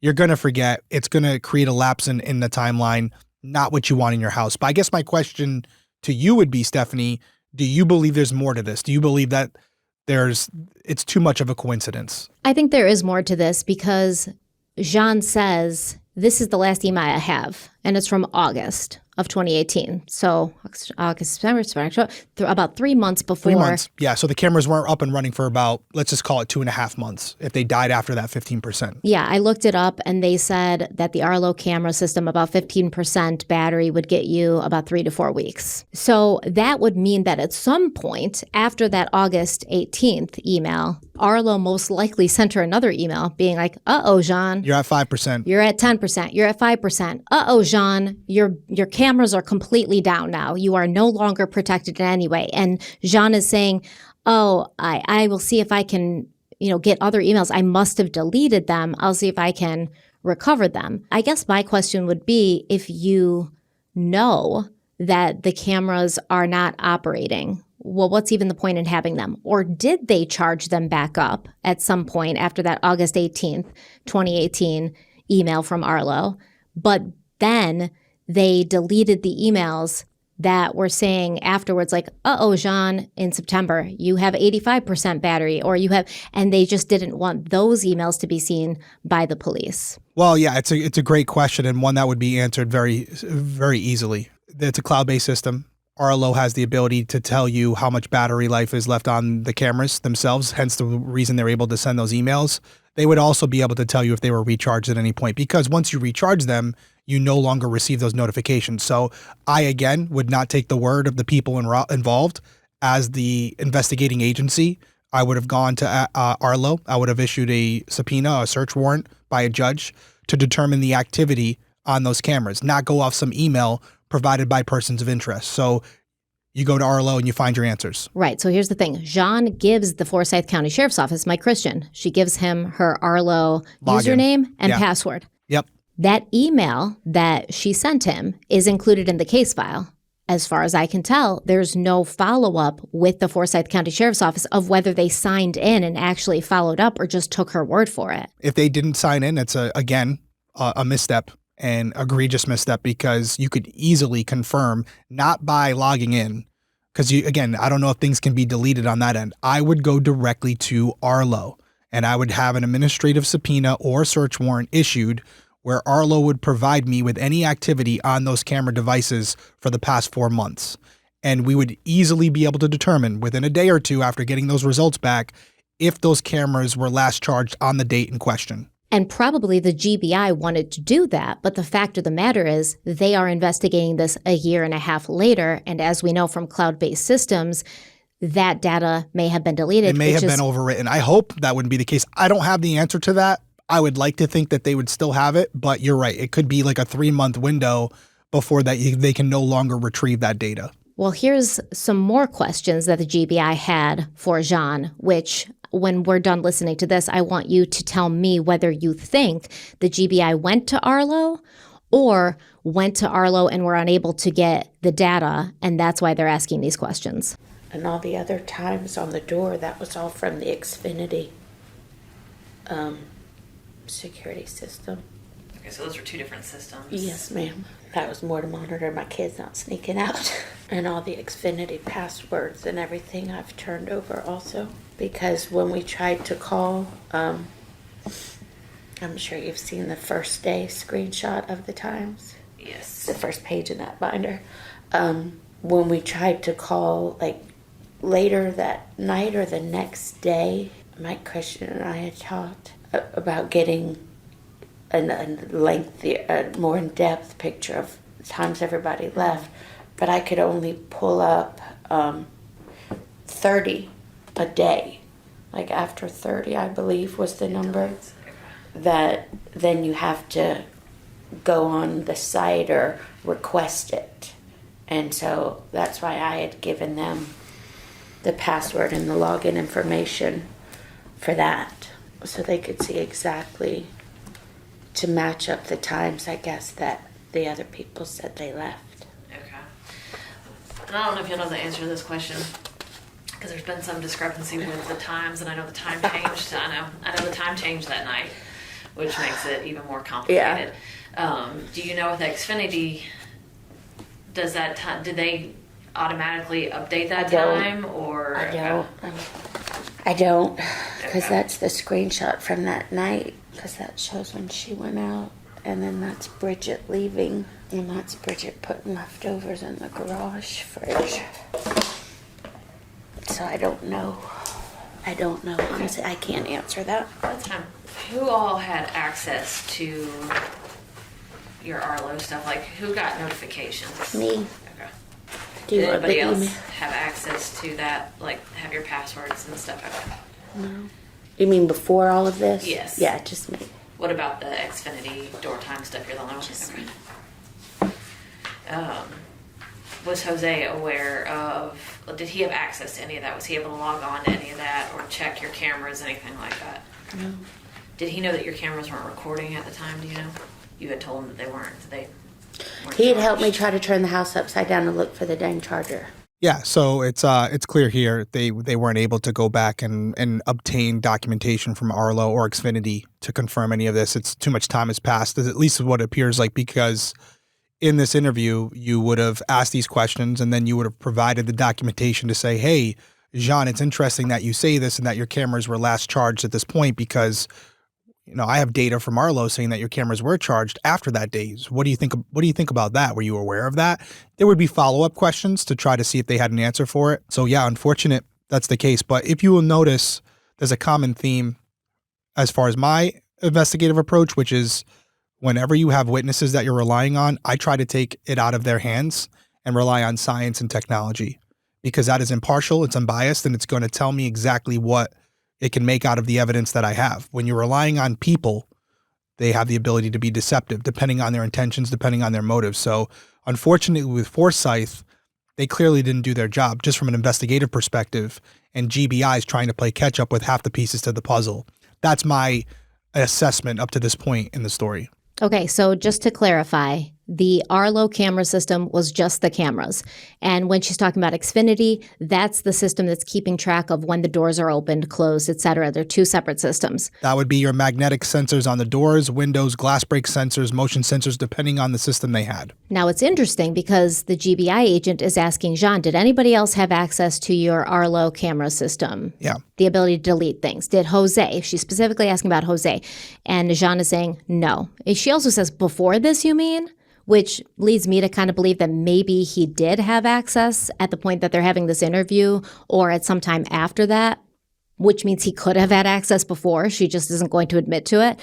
However, it's interesting because the GBI agent also says, did Jose know that the batteries on your cameras were dead? And Jean says, yes. Well, he was helping me look all over the place for it in August, which is interesting because if we go back to that 911 call, Jose says to the operator, well, there's cameras. So, it might have picked something up. Why would he say that if he knew the batteries on the camera were dead? Yeah. See, that to me is a compelling point, right? That is something that you can go back and you can cross-reference, and you have now someone who's on his side, and Jean telling us that Jose knew the cameras weren't working. So why would he make that statement? Which I think was a slip up for her. Yeah, she wasn't thinking about it. Correct. And so Jose, if you're looking at Jose, you could take it as he's putting it out there as if he's under the belief that, oh, we have cameras, we'll be good to go, when he damn well knows that they're no longer working. And he would be one of the few people who were present that night that would have known those cameras weren't working. Not good for Jose from that perspective. And so I guess another question would be, if everyone was upstairs and going to bed by 1:30 a.m., who was opening and closing the garage door between 1:32 and 1:40 a.m.? That would have been tracked by the Xfinity system. And why were they doing that? Now, Jean said something in this interview about Bridget putting the leftovers in the garage refrigerator, But if that was the case, she didn't say that to Forsyth County Sheriff's Office, so too much time had passed to verify that. Like, they can't just open the garage refrigerator and see if there's actually leftovers in there, or ask Bridget if she put leftovers in the garage refrigerator. And it would really only explain the garage door opening once. And Bridget has talked to the police several times, and I don't remember her saying anything about going into the garage to put leftovers in the refrigerator there. We heard her talk about it. She said, yeah, she was eating her gumbo, and then I was cleaning, and then Gary got there, and then I walked out the front door, Tam walked me out, and I left.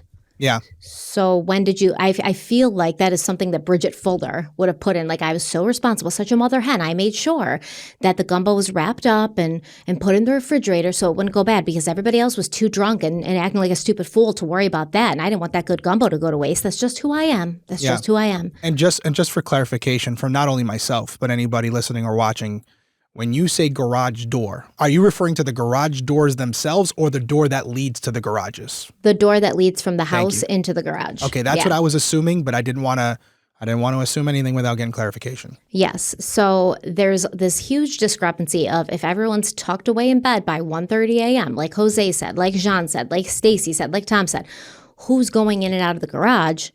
What are they doing? This is multiple times. I also want to add in there, and this is anecdotal, but I'd like to get your opinion on it, and also everybody listening and watching right now, as the host of a party like this. I know me personally, I'm going to be the last one to go to bed. I'm not leaving strangers or people that I have over in the kitchen to kind of fend for themselves. I'm going to kind of be the overseer where I'm going to make sure everyone's tucked away, everyone has what they need, and then once everyone's down for the night, I'll shut off the lights, make sure the doors are locked, and then I head up to sleep. Is that crazy for me to say that? No, especially if, as John is claiming, she watched Tam take a bottle of tequila to the face that night, and Tam was trying to leave, and everybody had to talk her into not leaving. And now Tam's like, oh, don't worry, guys, go up to bed. I'm just going to have a cigarette, and then I'll be up there, too. Because remember, Tam was supposed to sleep on the second floor, or the bedroom floor with everybody else, because there was only one bedroom on the main floor, and drunk-ass Jennifer Morel and Marcy were in there. So wouldn't you have at least made sure that that last guest, who was apparently, according to you, one bottle of tequila in, make sure she's down for the night, and so drunk, and make sure she's down for the night, so you know she's not driving home? But also, you have a security system. You want to make sure the doors are locked. You want to make sure everyone's safe. Now, it could be just a lapse in judgment, but my common practice is I'm the last one to go down. I want to make sure, as a host, everyone's all set. Everyone has what they need to sleep, everyone's comfortable, and then I can secure the building and make sure everyone's safe for the night. Yes, exactly. So now we are going to come to something that you asked me last week. You said you would be curious to know if the police had talked to the neighbors. And I will say that the Forsyth County Sheriff's Office did not talk to the neighbors. Yeah, that's terrible.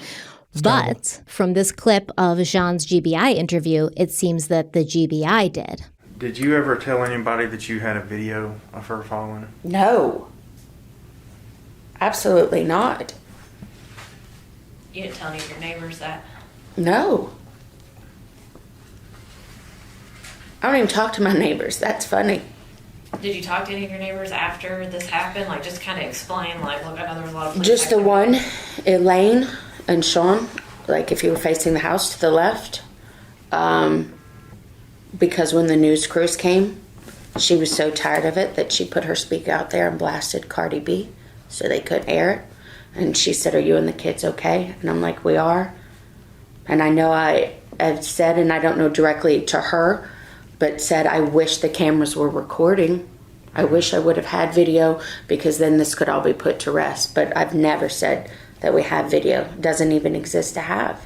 Did you know from the get-go that there was no video? Yes. Or was it like you forgot that? No, knew from the get-go, because when they came, they're like, what about the cameras? I'm like, they're not charged. Mm-hmm. And did Jose know that too? Yes. Okay. Were the cameras inside and outside, or just outside your house? Just outside. There's one at the front door, one at the garage door. There were 4 total. Front door, garage door, and on the backyard there was one on the deck, and then one at the basement. All the entry points, and then one at the basement door. Would have been nice if those cameras were working, wouldn't it? Would have been great. Yeah, no, I mean, it's another lapse in judgment. I mean, we're at a point in the story where I can clearly say Forsyth police did not do a good job with this investigation, and the overall theme is they were treating it as an accident from day one. And once again, they're asking Jean, did you know when the police came to your house on November 4th that the cameras weren't working? Yes. Did Jose know that? Yes. And the GBI is asking her this because they've already talked to the neighbors. Oh, it's almost like they've done their job, like I was saying earlier, with getting the answers to the questions before you ask them. Exactly. And they did this a year and a half after. What a concept, right? So the GBI spoke to a neighbor across the street from Jean. It sounds like this is the person that Jean was talking about. She's like, I don't even talk to the neighbors. I mean, I did talk to the people across the street. Even more reason I want to speak to them. Why don't they talk to you? That's what I want to know. Yeah, the GBI went over there. They questioned him about that day. And he said a lot of things, by the way. But he first said that when he and his wife were leaving the house on the morning of November 4th, he said they were going to breakfast. They noticed a man and a woman coming out of Jean's house with a crock pot. And they saw this man and woman load the crock pot into the car and drive away. Now, the man and the woman with the crock pot would be Tom and Stacy Smith.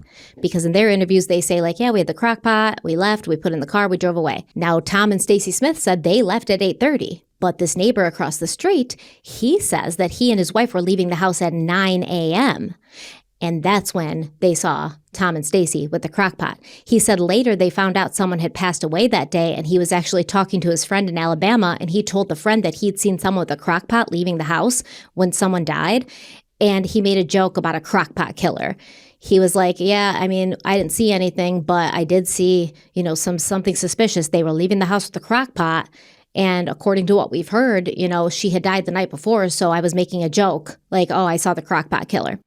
He said a few days later, the woman who lived at that house, a.k.a. Jean, came over to explain what had happened. When she came over to explain, like 2 days later, she came over and she said, I feel like I explained something, blah, blah. I said, I had friends over for my birthday.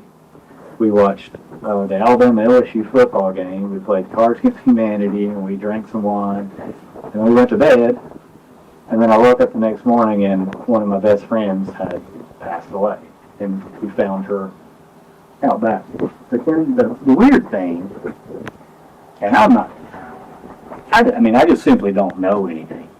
But she said, I just felt like I needed to come tell you because this lady over here works at Silver City Elementary School, and she went to school saying a lady fell off my balcony, and that's not true. Blah, blah. She said, so I think she was kind of looking at it as like an insurance thing, going to get in trouble. I don't know what. I don't know why she even said it to me. So she said, she acted like that lady was running her mouth. Which one? I think it was, I assumed it's this lady here in the silver. Because she said she worked at the elementary school. And she said something about, all we know is she went outside to smoke. And she said all her video shows that she went outside to smoke. And she couldn't really tell anything. And then she said it looked like she fell and didn't try to catch herself or something. She said she had video of it? Yeah, she told me it was on video. So, Yeah. Are you sure she said that? she said the video on her door appears that she fell and didn't catch herself. Like she was blacked out or something. But we didn't see anything. All I saw was, like I said, 2 people leaving that morning with a crock pot. Remember what time that was? It was probably around 9, I would guess, because we were going to breakfast. All right, so I'm going to quickly summarize what he said. Yeah, that audio was a little tough to listen to. It was hard. I think they have the recorder in their pocket, by the way, but we're going to take a quick break, but then I want to discuss it because it's important. So he says that a few days after Tam died, Jean came over and she was like, hey, I just want to explain to you what happened because this woman who works at Silver Lake Elementary School, she's running her mouth talking saying that some woman fell off my balcony, and that is not what happened. And what it looks like is that according to my cameras, I have video footage, and it looks like she accidentally fell and didn't brace herself, the woman who died. And the guy's like, yeah, I guess she came over to tell me because someone was like spreading rumors and she wanted to like nip it in the bud. And maybe she was looking at this for like insurance purposes and she had the cameras. So basically, Jean told her neighbor across the street, This wasn't anything like nefarious. We didn't do anything wrong. It looks like this was just an accident. My cameras captured it. And that's why the GBI is asking Jean, did you tell your neighbor that you had it on camera? And Jean's like, no. I said, I wished I had it on camera.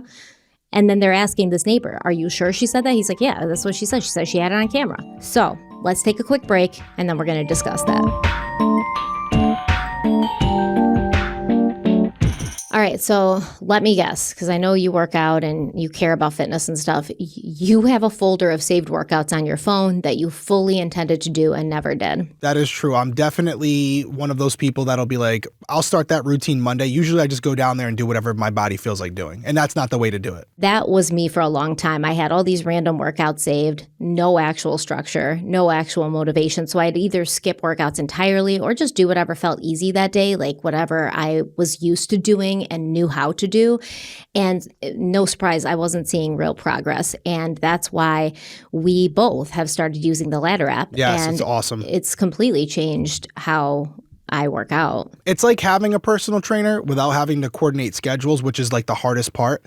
And a shout out to my trainer from Ladder, Brian. We just did a workout this morning. I kept it up here, so I had it. It's called the pressure wash. It was only 38 minutes. And one of the things I love about Ladder is the user interface. The video is very high quality, but up in the top or left or right-hand corner, you have the amount of sets, the amount of reps you have to do. He's working with you on them. He's actually doing the whole workout as you're doing it. And then one little side thing that I really enjoy and love is that it works with Apple Health. So if you have an Apple Watch like I do, you can connect your watch to the app to track your calories that you're burning. So love Ladder. It's definitely a winner for me. We'll be using it going forward. Yeah, it's really cool because you can do it anywhere. So you can do it at home or you can bring it to the gym with you, and then you have a personal trainer in your headphones. It's going to walk you through every set. It gives you cues, keeps you focused. I don't have to think about what I'm doing anymore. It's not on my shoulders any longer. And it's really cool because it's a structured strength training plan that's designed by a real coach. So every week is going to build on the last. And there's different plans depending on how you like to train. Like I said, at the home, at the gym, if you're strength focused, they have Pilates, whatever fits your routine. So honestly, you can remove the guesswork with Ladder. You can get a real coach in your ear telling you exactly what to do for every workout. No thinking. Everything's planned for you. And if you have an iPhone, head to ladder.fit/crimeweekly and take a quick quiz to find your perfect Ladder plan. Use our link and you're going to get a free 7-day trial with no credit card required, which is cool.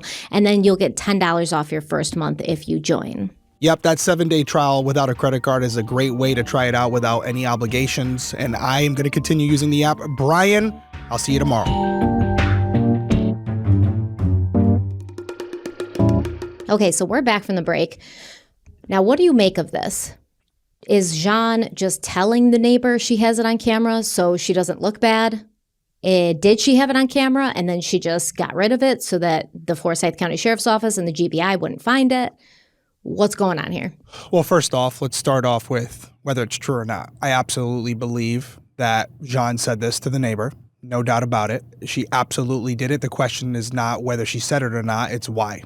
Right? Is it for public perception? As you said, was she just concerned about the rumor mill and people assuming that there could have been something more malicious going on here? So to try to nip that in the bud, she's lying to the neighbor in the hopes that they'll spread this rumor as well, saying, yeah, there's video. It was clearly an accident. It's a slam dunk case. But then why not tell that to the GBI when they ask you? Well, because now she's lying, because now she knows by admitting she said that to the guy, they're going to be like, well, why would you say that? You didn't have cameras. I said it because people were talking shit. And I wanted to That's what she should have did, but she didn't. And why she didn't, your guess is as good as mine. Maybe she doesn't want to come off as a liar, but there's no doubt she said it to the neighbor. The neighbor has no reason to lie. The question is why she said it. Now, was she saying it just to kind of make them look better because she doesn't want them assuming that they're murderers? Or was she trying to do something else? Or did she have video?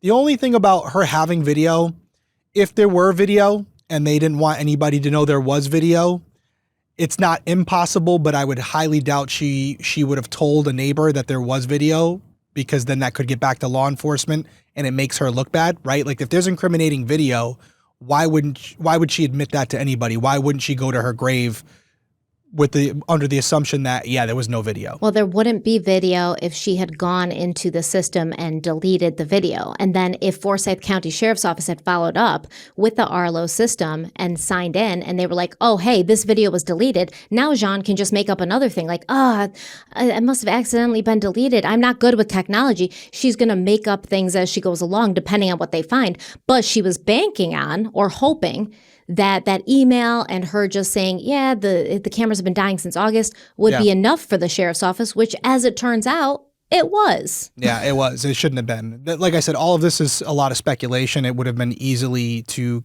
confirm or discredit the idea that those cameras weren't running if law enforcement, instead of relying on an email or someone's word, went to the source.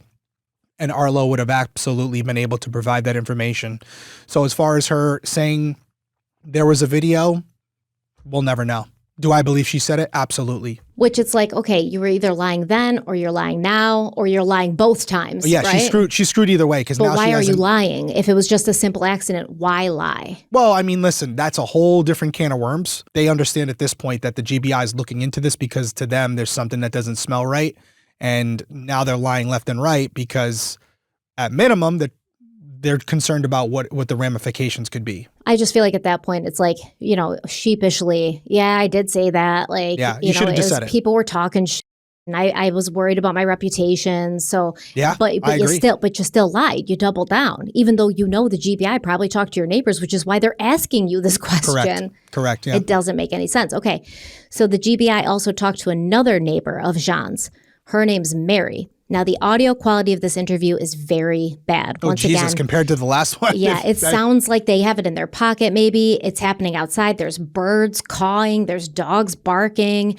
So I'll tell you most of what Mary said. She said, quote, I'm just throwing this out there, but she was pushed off that deck. End quote, referring to Tamla. Mary said that she and her family didn't have anything to do with the people who lived at Jean's house because they were kind of shady. And to be truthful, when I watched when the whole thing, it was right there. We woke up, and my husband and I woke up in the morning and we went, oh my God, what the heck is going on? But then when the officer came out and said, I heard everything they said. They said it was a terrible accident, and then she just fell to the ground sobbing, and I thought to myself, that's such an act. You know what, I'm sorry to say this, but that's how I feel. I really feel that something bad went on there. So, that's my own personal opinion. You can take it for what it's worth, and you can probably talk to the other neighbors too. They'll tell you the same thing. Did they think something happened over there? Okay. Now, I got to ask, did you see anything happen that made you think that, or was this just more of a feeling? I didn't see anything. Okay. Now, you said you think somebody pushed her off the porch. Who do you think? That's what I had. I'm just saying this to you. Uh-huh. But I feel there was a confrontation and she was pushed. Okay. Did you know the young lady that passed away, Tamla? No, I didn't know her. I didn't know any of them. They were all much younger than us, and they're like the soccer mom, kind of group that they had going on there. But now you said it's my own gut feeling. Okay, so you don't have to write it down. That's fine. I'm glad somebody's reopening it. Right. It has bothered me and bothered me and bothered me. Okay, so Mary's saying, listen, something happened there. I think she got pushed off. Mm-hmm. I've had a bad feeling about it. Now, Mary also said that both Jean and Jose gave her an odd feeling. And she said that the people who were at the party the night that Tamla died were at Jean's house every single night for like 2 weeks straight. And Mary said her and her husband talked about it, and they were like, yeah, these people are trying to get their story straightened out, because why are they at the house every single night for 2 weeks straight? Why are they all together there? What's going on? Okay, so while we're talking about Jose Barrera, let's go deeper. Now, at the time of Tamla's death, Jose was employed by the Solicitor General's office as a pre-trial officer for the Forsyth County court system. Tamla died at the beginning of November 2018, and by December 20th, 2018, Jose was fired. Okay, so let's fast forward a bit to February 1st, 2019, when Tamla's friend, Michelle Graves, filed an incident report with the Forsyth County Sheriff's Office. She was accusing Jose Barrera of accessing her personal information using his police access. And then she said he provided that information to 5 individuals. As I said, Michelle Graves was one of Tamla's best friends. She'd been very vocal after Tamla's death that something suspicious was going on with the people at that party. So Michelle was friends with a woman named Diane, who was also friends with Tam and Jean. And Diane had known Jean, her mother, and her ex-husband for many years. Diane was actually supposed to be at that party, but she had taken a trip to California, so she couldn't be there that night. Michelle says that Jean and some of the other people at the party were texting with Diane on November 4th, the day they found Tam. The first message was from Jean to Diane at 2:31 p.m., and it said that Tam had wandered outside in the night for a cigarette and died. 2 minutes later, Paula Seals texted Diane and said, quote, "We all went to bed. Tam fell down the back steps at 1:57. They think it's alcohol poisoning." End quote. Now, Michelle says these two messages, 2 minutes apart from each other, saying two different things that weren't even, what the police ended up determining happened, it was highly suspicious. Michelle says the following day, November 5th, Jean invited Diane to bring over some members of Tamla's family, including her husband, Lee. And Michelle says that Jean told Diane, you can bring over any of Tam's friends, family, anybody who's curious. We want to put this to rest. So Michelle decided to go as well. Michelle said that upon arrival, they were shown through the kitchen and out onto the balcony. And this is where they were told that Jose had found Tamla's cigarette butts on the ledge of the balcony. Michelle said, quote, "I remember thinking that was odd because Tamla wouldn't do that. She would put them in an ashtray or throw them away, especially at someone else's house." End quote. Also keep in mind, there was an ashtray out there on the balcony. Then Jose pointed out to them a body imprint on the grass below and told them that was where Tamla's body had been. Jean also showed them a wall on the ground floor and demonstrated how Tamla must have slid down the wall and stumbled through a 6-foot section of gravel before tripping over the garden border. Jean said there'd been a table with cleaning supplies that Tam must have knocked over as she fell and suggested that Tamla might have been having a medical event. We're going to talk more about this later, but essentially, this is how Michelle came to be on Jose's radar, according to her. She says she talked to Forsyth County Sheriff's Office Detective Sexton on November 19th. She showed him the text messages, and she's like, hey, don't you think this raises a red flag? What's going on? You've got to talk to these people. And she was told that they could not interrogate people or just give them lie detector tests randomly. Michelle says that on November 23rd, 5 false police reports were filed against her by people at the party claiming Michelle was stalking them. And basically they were saying she wasn't supposed to be at the house on November 5th. She invited herself over. We feel scared, blah, blah, blah.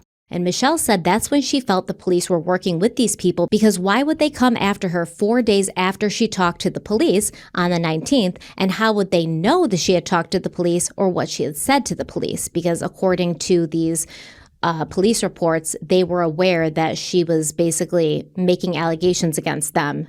It seemed they were aware of what she said to Detective Sexton.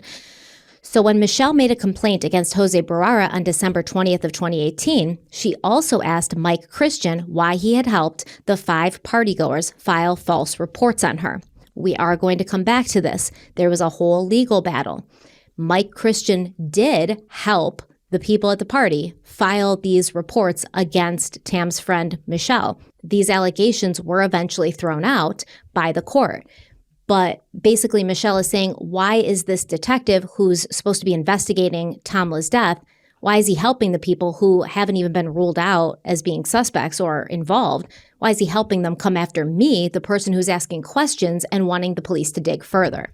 Yeah, great question. I think we're all asking that, Michelle. So then Michelle has some information, and things are said during this legal battle that makes her think these people at the party who filed these false reports on her, they have information about her that they could only get through Jose's access through his, police-connected computer. So what ends up happening is Jose gets fired. Now, the Forsyth County Sheriff's Office spokesperson, Major Joe Perkins, told the Forsyth County News that they had determined that Jose had not searched for Michelle Graves' personal information from his work terminal. However, the investigation did turn up evidence that Jose had used his work terminal to view several reports, including a death report dated November 4th, 2018, in which he was listed as a witness, aka Tamla Horsford's death investigation. Not only did he access that information, but he provided it to 5 different people. So what do you think about that? Terrible. Abuse of power, obviously misuse of department access, it's completely unethical. Which is why he was fired. But why did he do it? Yeah. Yeah, I mean, only he can answer that question.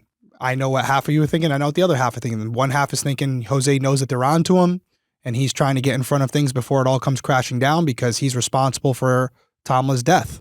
On the other hand, he knows that he's innocent, and now these rumors are starting to swirl, and he's trying to get in front of it because he's about to be accused for a crime he didn't commit. Who's saying that he's innocent and he's trying to get ahead of it? No, that's what Jose's perspective would be. You said half of the people are saying this and half of the people are saying that. I'm saying as far as people watching or listening to this, you think every single person listening to this right now is of the belief that Jose killed her? I'm not saying that I'm even of the belief. Well, that's what I'm saying. So half of our audience is saying he's trying to cover something up. The other half is saying he's trying to get in front of something. What I'm saying is, if you looked up this death investigation, it means you want to know what the police know. And as a person, a witness of this potential crime, you shouldn't know what the police know because then you can tailor your story around that, right? We're on the same page there. My point being, the question, again, is always going to be why. Why is he doing it? I just don't think a person who's innocent says, this is going to make me look better if I do this. No, of course not. But he didn't expect them to find out that he was doing it.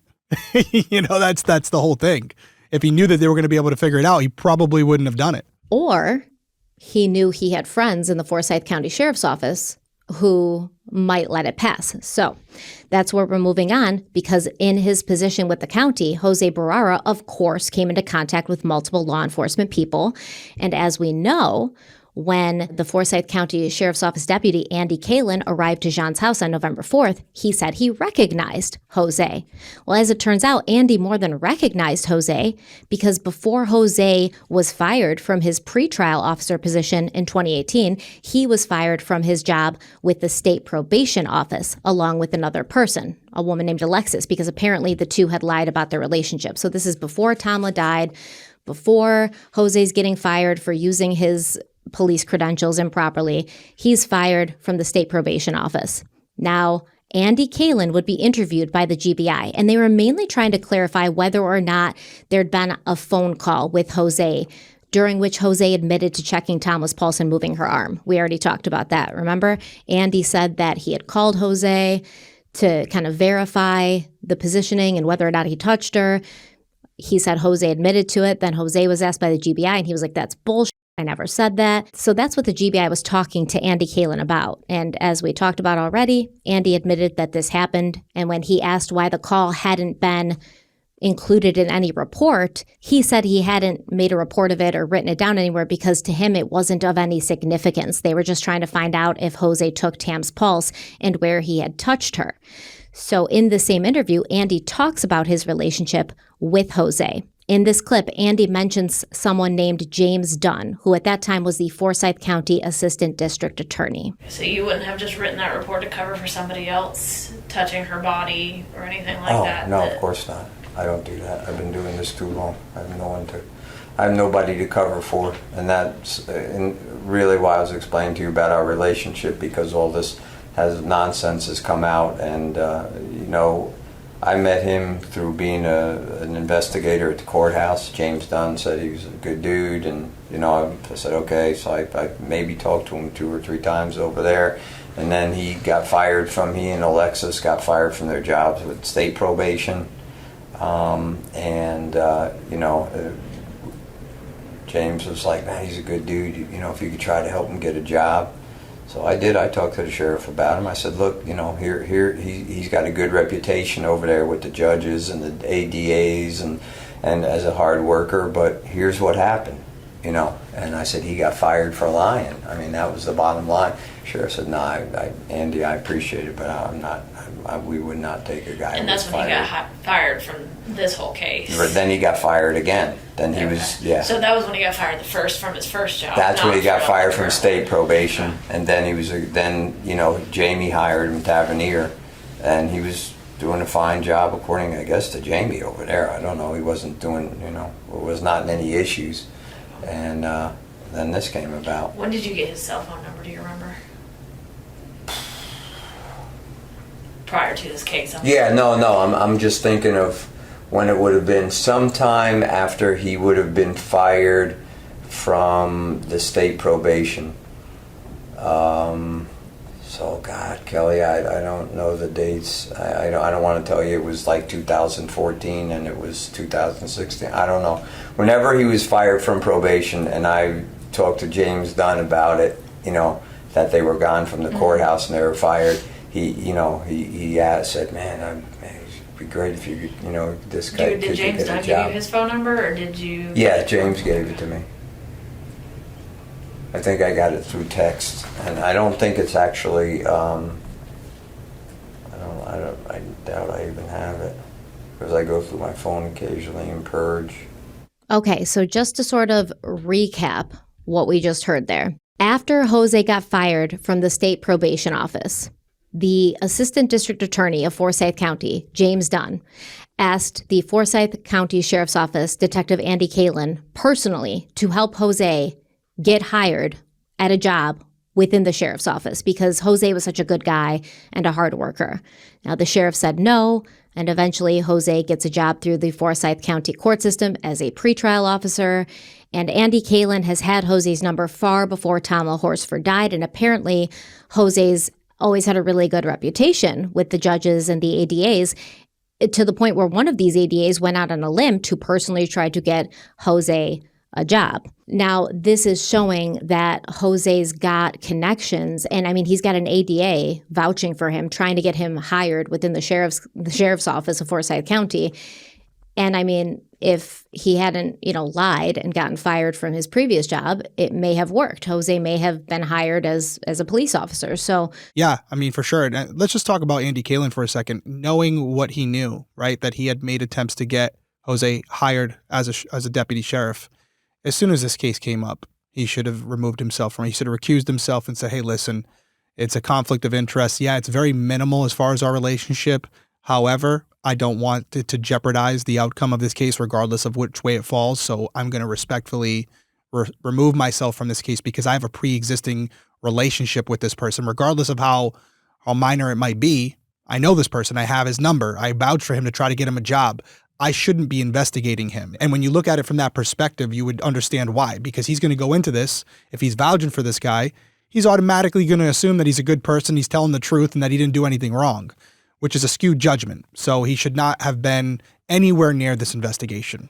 Now, what do you think about Jose having friends in high places as far as the district attorney's office being close enough with ADA James Dunn, where James Dunn is going out on a limb to bring in Andy Kalin and be like, hey, can you get him a job? I feel bad. This guy got fired. He's such a good guy and a hard worker. Yeah, no, same thing, right? James, if he was anywhere near this case whatsoever, he should have recused himself as well. Listen, I mean, I work in Rhode Island. There are unavoidable situations where when we work cases, somehow there might be a connection where you know someone because you're working with them. But whenever possible, if you know this person or have a previous relationship with them, for the integrity of the investigation, regardless of what level you're at, you should remove yourself from it. All right. So what I'm saying is if the sheriff's office is investigating, and this is the Forsyth County Sheriff's Office, and they're going right off the bat, like, first of all, Andy Kalin's going in and being like, yeah, I recognized Jose. Yeah, he's a good You're guy. not being honest about your relationship with him in the initial police report, number one. Number two, you had a phone call with him to verify how Tamla's body was moved and all of this. You didn't make a report about it. You didn't talk about it. It happened on your personal cell phone, not your work cell phone. And now you're talking about the law enforcement portion investigating. And usually when the law enforcement portion is investigating, they'll bring it to the district attorney's office and be like, here's what we found. How should we proceed? Is this an accident? Is this nefarious? Should we press charges? Now, if the district attorney's office already is kind of like friends with Jose, they might be more likely to be like, you know what, it looks like an accident. Let's just wrap this up and make an announcement. I mean, it's a little bit of a leap because the district attorney's office is more than one person. I understand where you're going with it. I'm just trying to stay objective about it. I mean, having one person know them, you can't assume that an entire organization is going to be like, well, James said he's cool. Yeah, but Andy said he had a good reputation with the judges and ADAs. Yeah, so of course. He's talking about all of them, right? Because in that capacity he was working, Jose would have run into ADAs and judges on a regular basis all the time. Of course, he would. Yeah, he'd be walking those hallways every day. Yeah, for sure. And so it does create some complications. At the end of the day, they're still going to be involved. They're the district attorney's office. They have to be, right?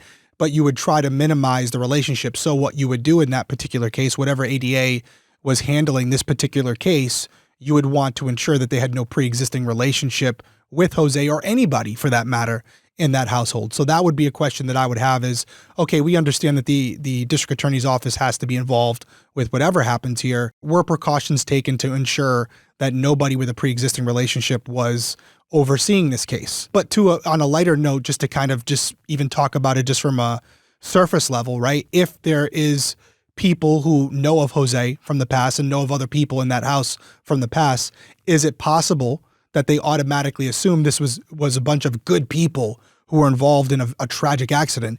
Absolutely. It could skew your judgment. Yeah, because we know him. He's a good guy. Yeah, he's a good guy. It's Derek. It's Stephanie. We know them. They're good people. No way they did anything wrong here. So could that skew the investigation? A bias before you even start? Yeah, of course. Absolutely. So you're saying at the worst, maybe there's some like back talk, behind the scenes talking. At the least worst, it's just I came in with some kind of bias already thinking this person. Yeah, preconceived notion about this case because I know the people involved or I know of the people involved. Yeah.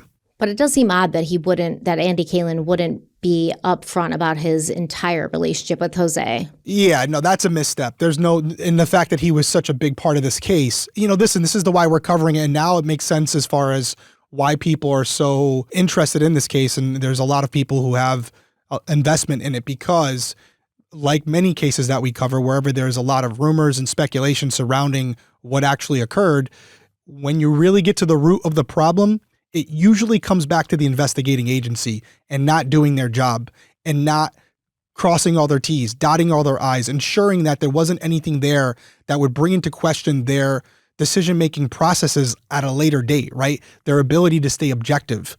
That clearly wasn't done here. You could stop the series right here and we could come to that conclusion. And by not doing that, you're going to always have these concerns and questions about this case because the people who were in charge of investigating it had previous relationships, and that should never happen.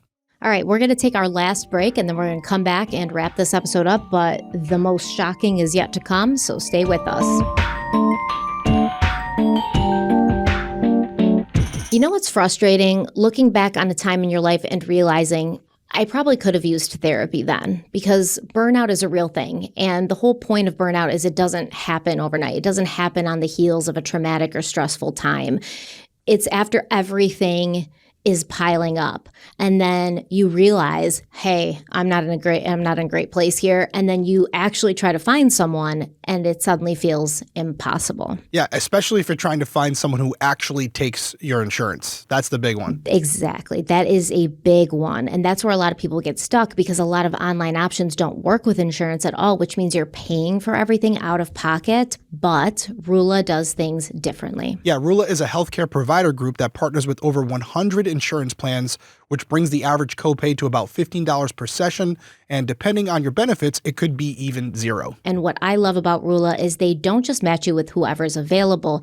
They actually look at your goals, your preferences, your background, what you need help with. They're going to give you a curated list of therapists who are a good fit for you. Yep, exactly. And appointments can be available as soon as tomorrow. And Rula stays involved throughout the process, helping you schedule, checking in, and making sure you're actually getting what you need moving forward. That's what makes it all feel sustainable. You're not just starting therapy, you're sticking with it. So thousands of people are already using Rula to get affordable, high-quality therapy that's actually covered by insurance. You can too. Visit rula.com/crimeweekly to get started. That's RULA.com/crimeweekly. You deserve mental health care that works with you, not against your budget. You know what's funny about habits? Day one feels easy. You're motivated. You're like, this is it. I'm changing everything. My life is just going to be so much better from now on. And then, day 5 hits, day 6, day 7, 6, 7. And that's where reality shows up. Yeah, exactly. Because cravings aren't just about nicotine. They're about habit, right? The hand-to-mouth action, the little pause during the day, the muscle memory your brain expects. That's what can really mess you up. And that's where you start to fall back into these things that you're trying to break. Yeah, because when that loop gets interrupted, that's when it hits hard. So the question is, what do you replace it with? That's where Fume comes in. It's a flavored air device designed to help people quit vaping or smoking by breaking that hand-to-mouth pattern. But it's not bad for you, right? So there's no nicotine, no batteries, no vapor. It's just a weighted, fidget-friendly device that gives your hands and mouth something else to do. And you love the fidget part. I know that you love that. Yeah, the fidget part alone is useful. I have mine right here if you're watching on YouTube. It's a really cool design, real wood, real metal. I like the magnets. It also has the little twisty part, if you guys can hear, a little ASMR for you guys today.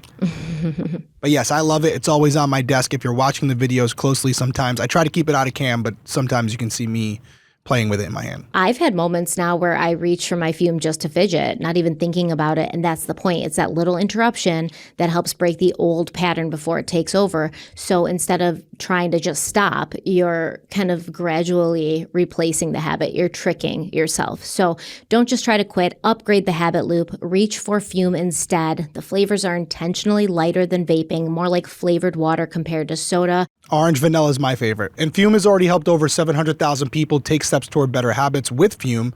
So when you grab your journey pack, you'll also get a free gift just for using our code. So if you want to check it out, head over to tryfume.com. That's TRYFUM.com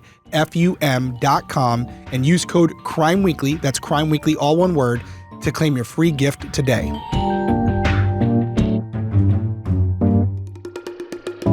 All right, so we're back. By the time the GBI has their first interview with Jose Barrera on June 22nd, 2020, and he's asked about text messages from November of 2018, he says he probably doesn't have any because he now has a new phone.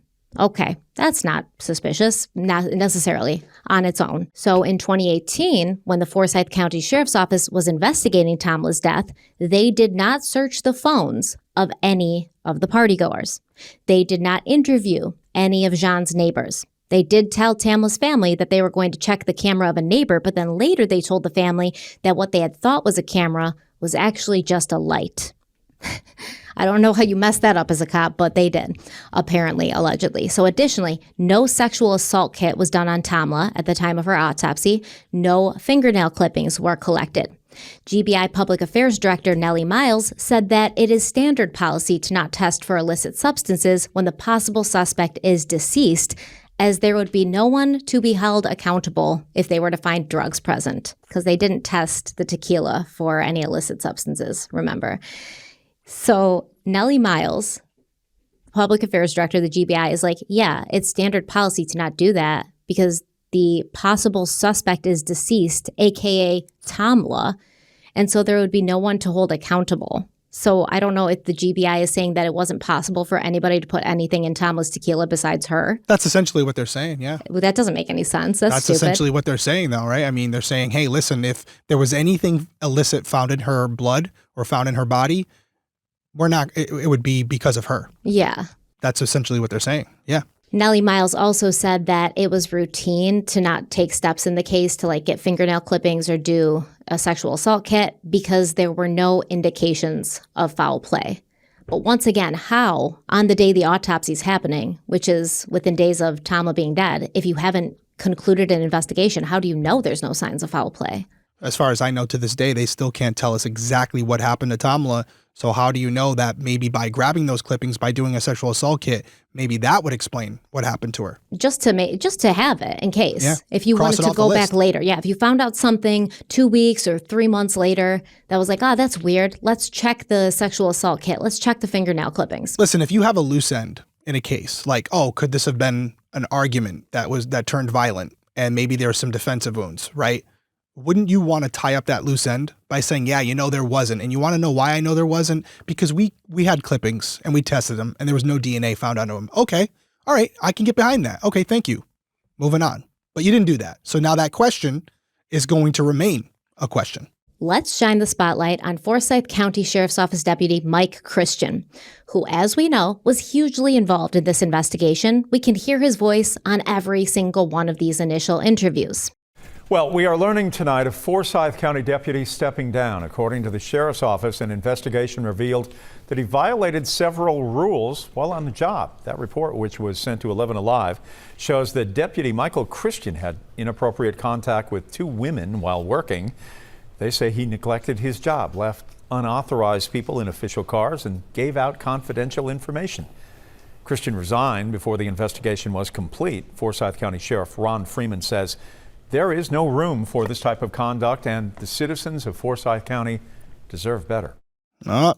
Mike Christian, he's got some ladies in his cruiser trying to act like a cool guy. All right, so you might be like, well, what does this have to do with Tamla? He's just a man. Well, it has everything to do with it. He made mistakes. Well, it does actually. It does, because it just shows the type of person you're dealing with and what they're willing to do. It's character. So what exactly did Mike Christian do?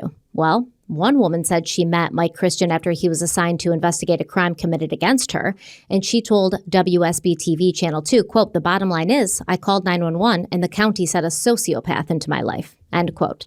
She said the relationship went from professional to friendly and then became intimate, and she would often meet with Mike Christian while he was on duty. He would also call and text her for hours while on duty, sending her unsolicited crime scene photographs, personal information about victims, and other sensitive information. This woman said she was actually on the phone with Mike Christian when he got dispatched to John Meyer's house on November 4th, 2018. She said he was sending her pictures of Tamla's dead body. A second woman also came forward and said she was having a relationship with Mike Christian at the same time, and he was sending her pictures of the crime scene as well. Quote, "I know where she died, how she died, the toxicology reports." So he was just throwing this information out there like it was nothing. End quote. So 3 screenshots of Snapchat messages that Mike Christian sent to these women were obtained by the GBI. So in this one, we're putting up on screen, it was sent the morning of November 4th. And Mike Christian appears to be making a joke about how he is going to notify Tamla's husband about her death. Quote, "Hello, sir. I know we've never met, but I'm here to tell you that your wife and the mother of your 6 children is dead. Oh, yes, I'm happy to report that she was really, really drunk, landed face down in the backyard, and either through hypothermia or potential asphyxia or aspirated on her own puke. Not sure which one. I know you have fun memories. Enjoy corralling those 6 boys who are now going apeshit." End quote. Not much to say here, right? It's despicable, deplorable, unethical. Bottom line, he's an asshole. And just from a professional standpoint, he's disseminating information to an independent party who has nothing to do with the case.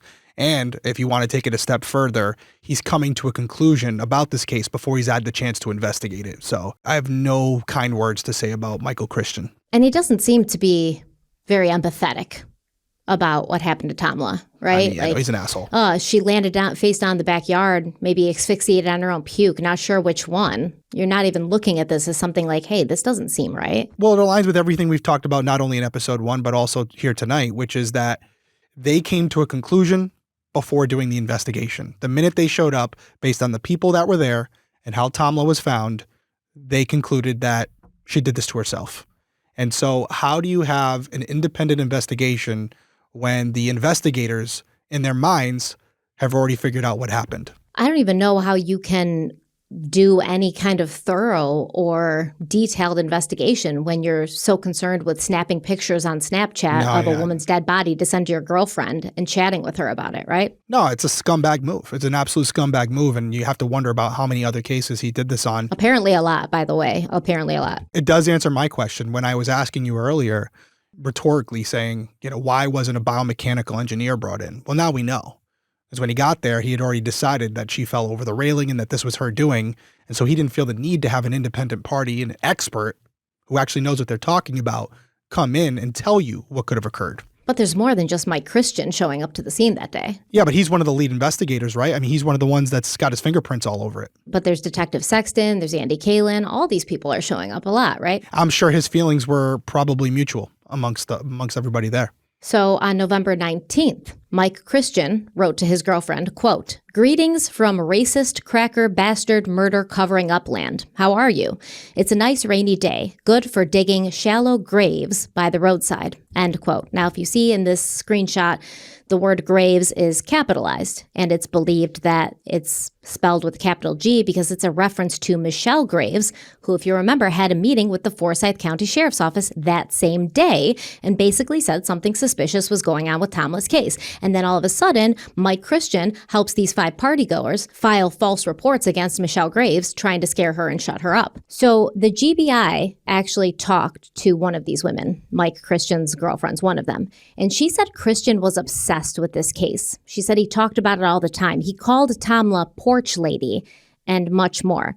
Now, they have a filmed interview with this woman. Her face is blurred. The audio is once again terrible. I can't even use it. However, I can tell you what this woman told the GBI. So this was the woman who was on the phone with Mike Christian when he got the call about Tamla Horsford. She said he told her there was a black dead lady in someone's yard. He then got off the phone with her and then started Snapchatting her. She said he would do this with every call. He had been doing it for years. He snapped a picture of Tamla's body, and she said, quote, "The story was that she fell off the porch, but he didn't think that ever." End quote. Mike Christian told this woman that Tamla's wrist was broken and he was trying to figure out why her body had been moved. Quote, "He was telling me that something didn't look right to him because he could tell her body had been moved, and he said there's no way she fell off the porch. If she was that drunk, she wouldn't have braced herself. And he said that he didn't think the wrist injury matched her falling off the porch." End quote. This woman said that over the years, Mike Christian was obsessed with the case. He talked about it every day, and, quote, "he said it ruined his life and his career." End quote. She said Mike Christian started having panic attacks. He had to go back on his blood pressure medication because the case was stressing him out so much. The woman said that Mike Christian told her that at some point he found out there had been calls made between Jose and Andy Kalin before the 911 call. And after the police left that day, November 4th, there were more calls made. Quote, "So then Mike started freaking out, and at the very end, like before we stopped talking, he told me that he was convinced that he didn't think she was murdered. He said that something else happened to her. He thinks her death is accidental, but where he was getting frustrated was he said that he was convinced that maybe the people at the party panicked and talked to Andy Kalin and got a story together, moved her body, and then came up with this whole porch thing. At the end, Mike was pretty convinced. Now, at the beginning of the investigation, he was just like, I don't know what's going on. I don't know. I don't think it's the porch. I don't know what's happening. But then I guess as he got more information, but I don't know, at the end, he started having panic attacks and he was like, I'm going to go down, If there really was a cover-up that I wasn't privy to, that means my own officers set the scene up knowing I was coming to investigate it, but not knowing that I was investigating something that was laid out for me to investigate.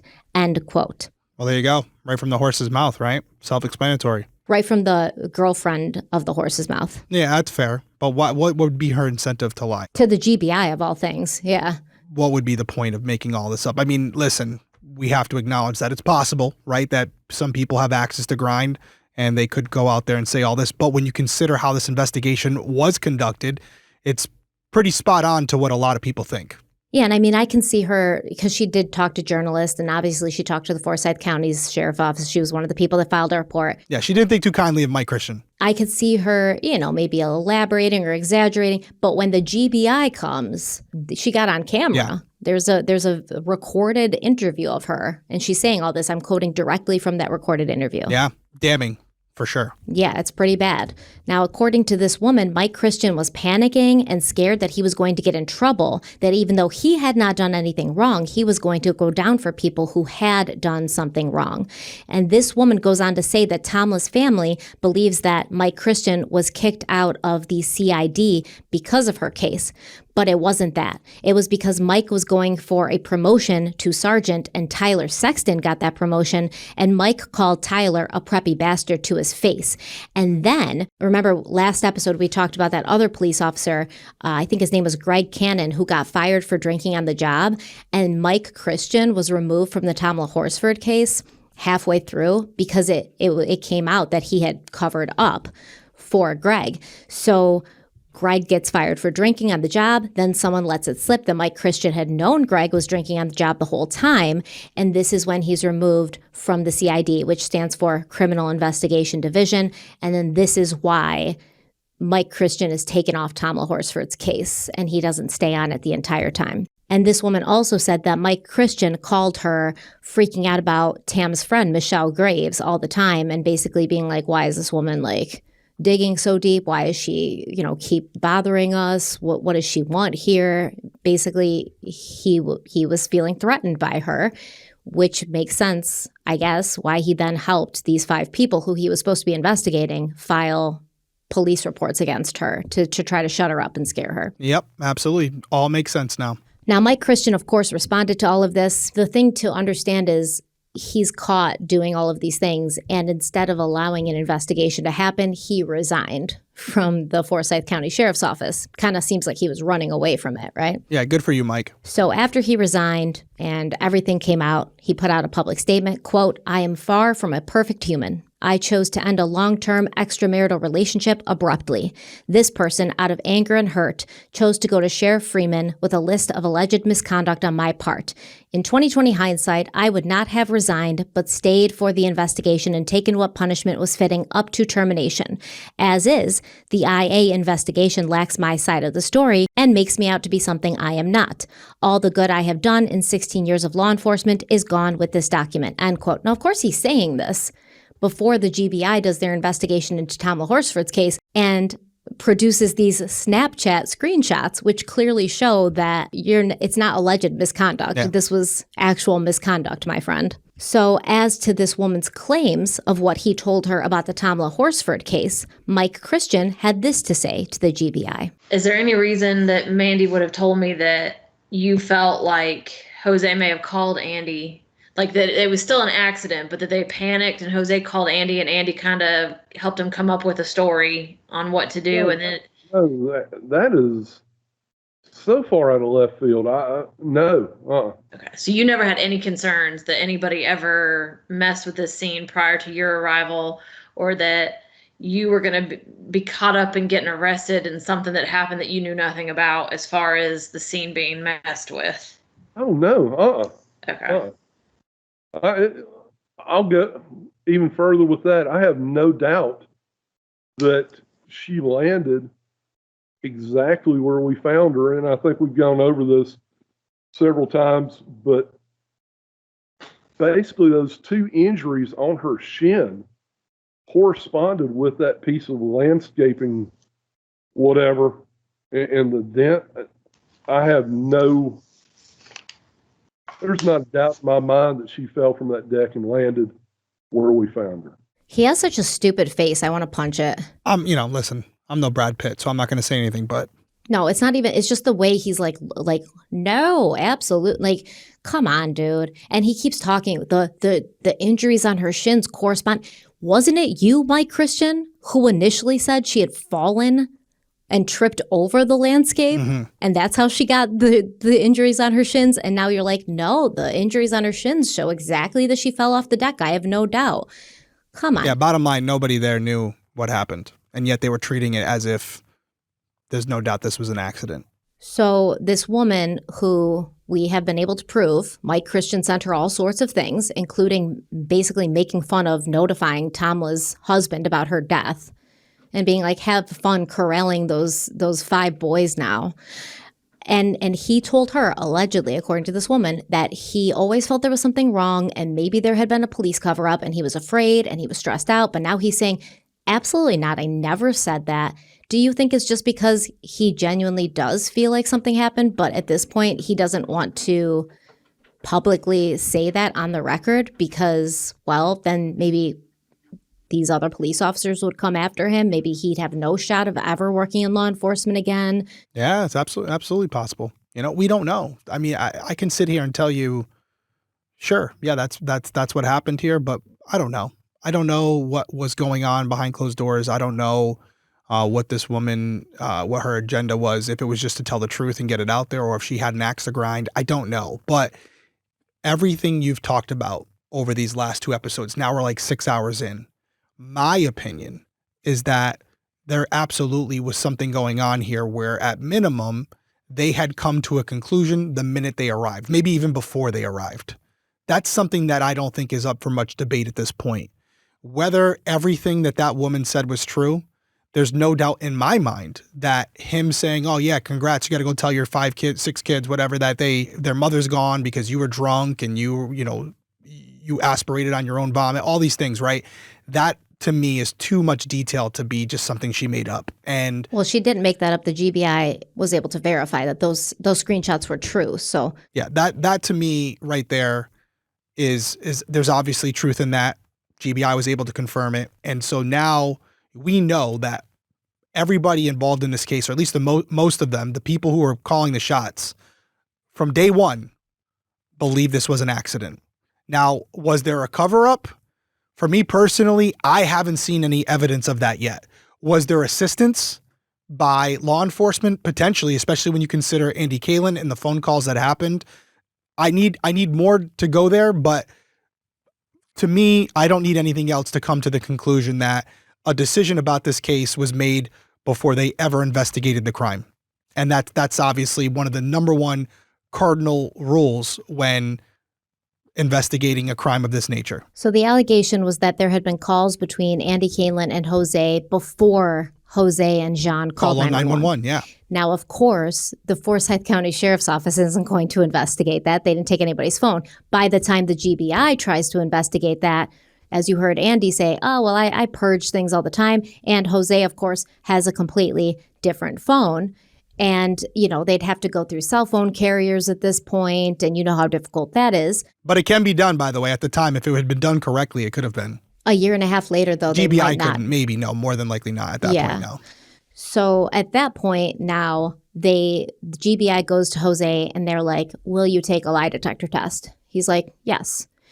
They go back to him, I think a few weeks later, and they're like, okay, so you said you were going to take a lie detector test. He's like, no, I'm not going to do that anymore. Yeah.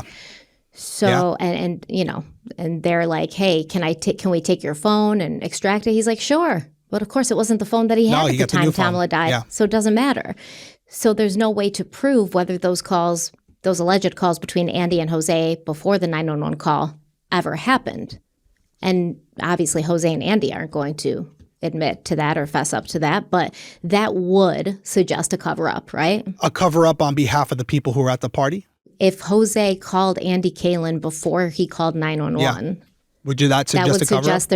That would suggest there's something. Why would you call your buddy Andy? I'm going to look like a defender of law enforcement here, but that call could have been, hey, Andy, I know you. We found this woman outside. What should we do? And Andy says you need to call law enforcement. I wouldn't go as far as what you're saying as far as, oh, he made that call to someone he knew in law enforcement, therefore it's a cover-up. Yeah, but the allegation is that Mike Christian told his girlfriend that he found out these calls had happened, absolutely. And that Andy had helped them cover it up. So. Oh yeah, that's his opinion. Yeah, I haven't seen any evidence of that yet from what you've conveyed to me. It's a big allegation to make, and I would need more than incompetence. And there's definitely incompetence here on behalf of everybody involved. And also, I would go as far as saying a bias, an assumption made that this was an accident based on previous relationships.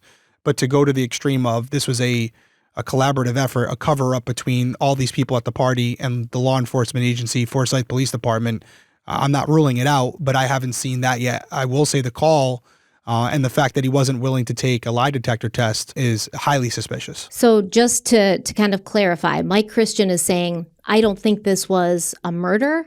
I think it was an accident. She died. And then they called Andy Kalin and they were like panicking, what do we do? And Andy gave them instruction of kind of like how to go about this, maybe what to say when they called 911, et cetera, et cetera. So that's not necessarily, I guess, we're covering up a murder, but... Yeah, some advice by a law enforcement officer to try to make this go as smooth as possible, for sure. Yeah, absolutely. It's definitely at play here. There's no doubt about it. I guess as a GBI investigator, if I was working this, I would want to know what time that call took place. For example, we have already determined based on the body that her death was approximately that time frame in which she kind of went off the radar, maybe 1:30, 2 o'clock in the morning, based on how the stage that she was in, rigor, all of these things. So we know she didn't die at 8 o'clock in the morning, right? So what I would want to know is when that call took place. Now, it still doesn't mean that they didn't wait a few hours before calling Andy, but it would give us some insight into when they discovered Tamla, right? Like if they called Andy at 8:30 a.m., So like if they were present when it happened, if the call took place to Andy at 2:30 a.m. 1:50 a.m. There or you go. 2:30 There you a.m. go. Yeah. Now we're talking a different ball game, right? We're talking a completely different thing. And then they don't make the call to law enforcement until 8:30 in the morning. Well, what were you doing in that 4-hour window? But yeah, this is a horrible case. And I understand now. I get it. I get why people are so passionate about this case and are so frustrated and so angry by this case, because clearly, without doing anything else regarding what transpired, not talking about any other part of this, Tamla did not get the justice she deserved. And I understand why Lee and the rest of her family is so upset about this, because maybe if a thorough investigation had been conducted by independent parties who were impartial to what had transpired here and didn't have pre-existing relationships and weren't on phone calls with potential persons of interest or suspects prior to calling dispatch, maybe Lee would have accepted the results of the investigation and said, you know what? It was done by the book. They crossed every T, they dotted every I. I don't like it, but it's a tragic accident. But when you have all of these things in totality, in conjunction with the behaviors of the people at the party, yeah, I'd be skeptical of the investigation as well and what actually took place that night. I agree. So next week we'll continue on with this case and uncover more. But as of now, I can't wait to hear everybody's comments about part 2. I look forward to reading them on YouTube and discussing the case with you. But do you have anything else to say before we sign off? I would just change it up, make it a little bit lighter. Congrats to the Crime Con giveaway winner. Congrats to our Patreon winner. And also, I think we're able to say this, but we won't give any details. But if you're coming to Crime Con, Stephanie and I were talking about it before we started recording. This is a first for us. We are going to be officiating a wedding. Yes. Like, actually, we are now ordained ministers. Someone in our Crime Weekly family is getting married at CrimeCon in Vegas, and Derek and I are officiating the wedding. We're marrying them. Yes. And this person came up to me, and I'm not saying her name because I don't know if she wants it out there yet. I have a feeling anybody who's there from the Crime Weekly fam is going to be invited to come. That would be my guess. But we'll let them decide. But she came up to me while I was in line at the lobby at CrimeCon Denver, and we were talking, and she said, "Hey, what if we got married next year? Would you do it?" And I was like, "Sure," not thinking she was going to follow through on it. And then he brought her over to me, and he was like, "We're marrying them next year." Yeah, and I put it on my Instagram story. I just got my official certificate, and let's just say, I'm not going to spoil it here, but your boy's going all out as far as the attire. That's all I'm going to say.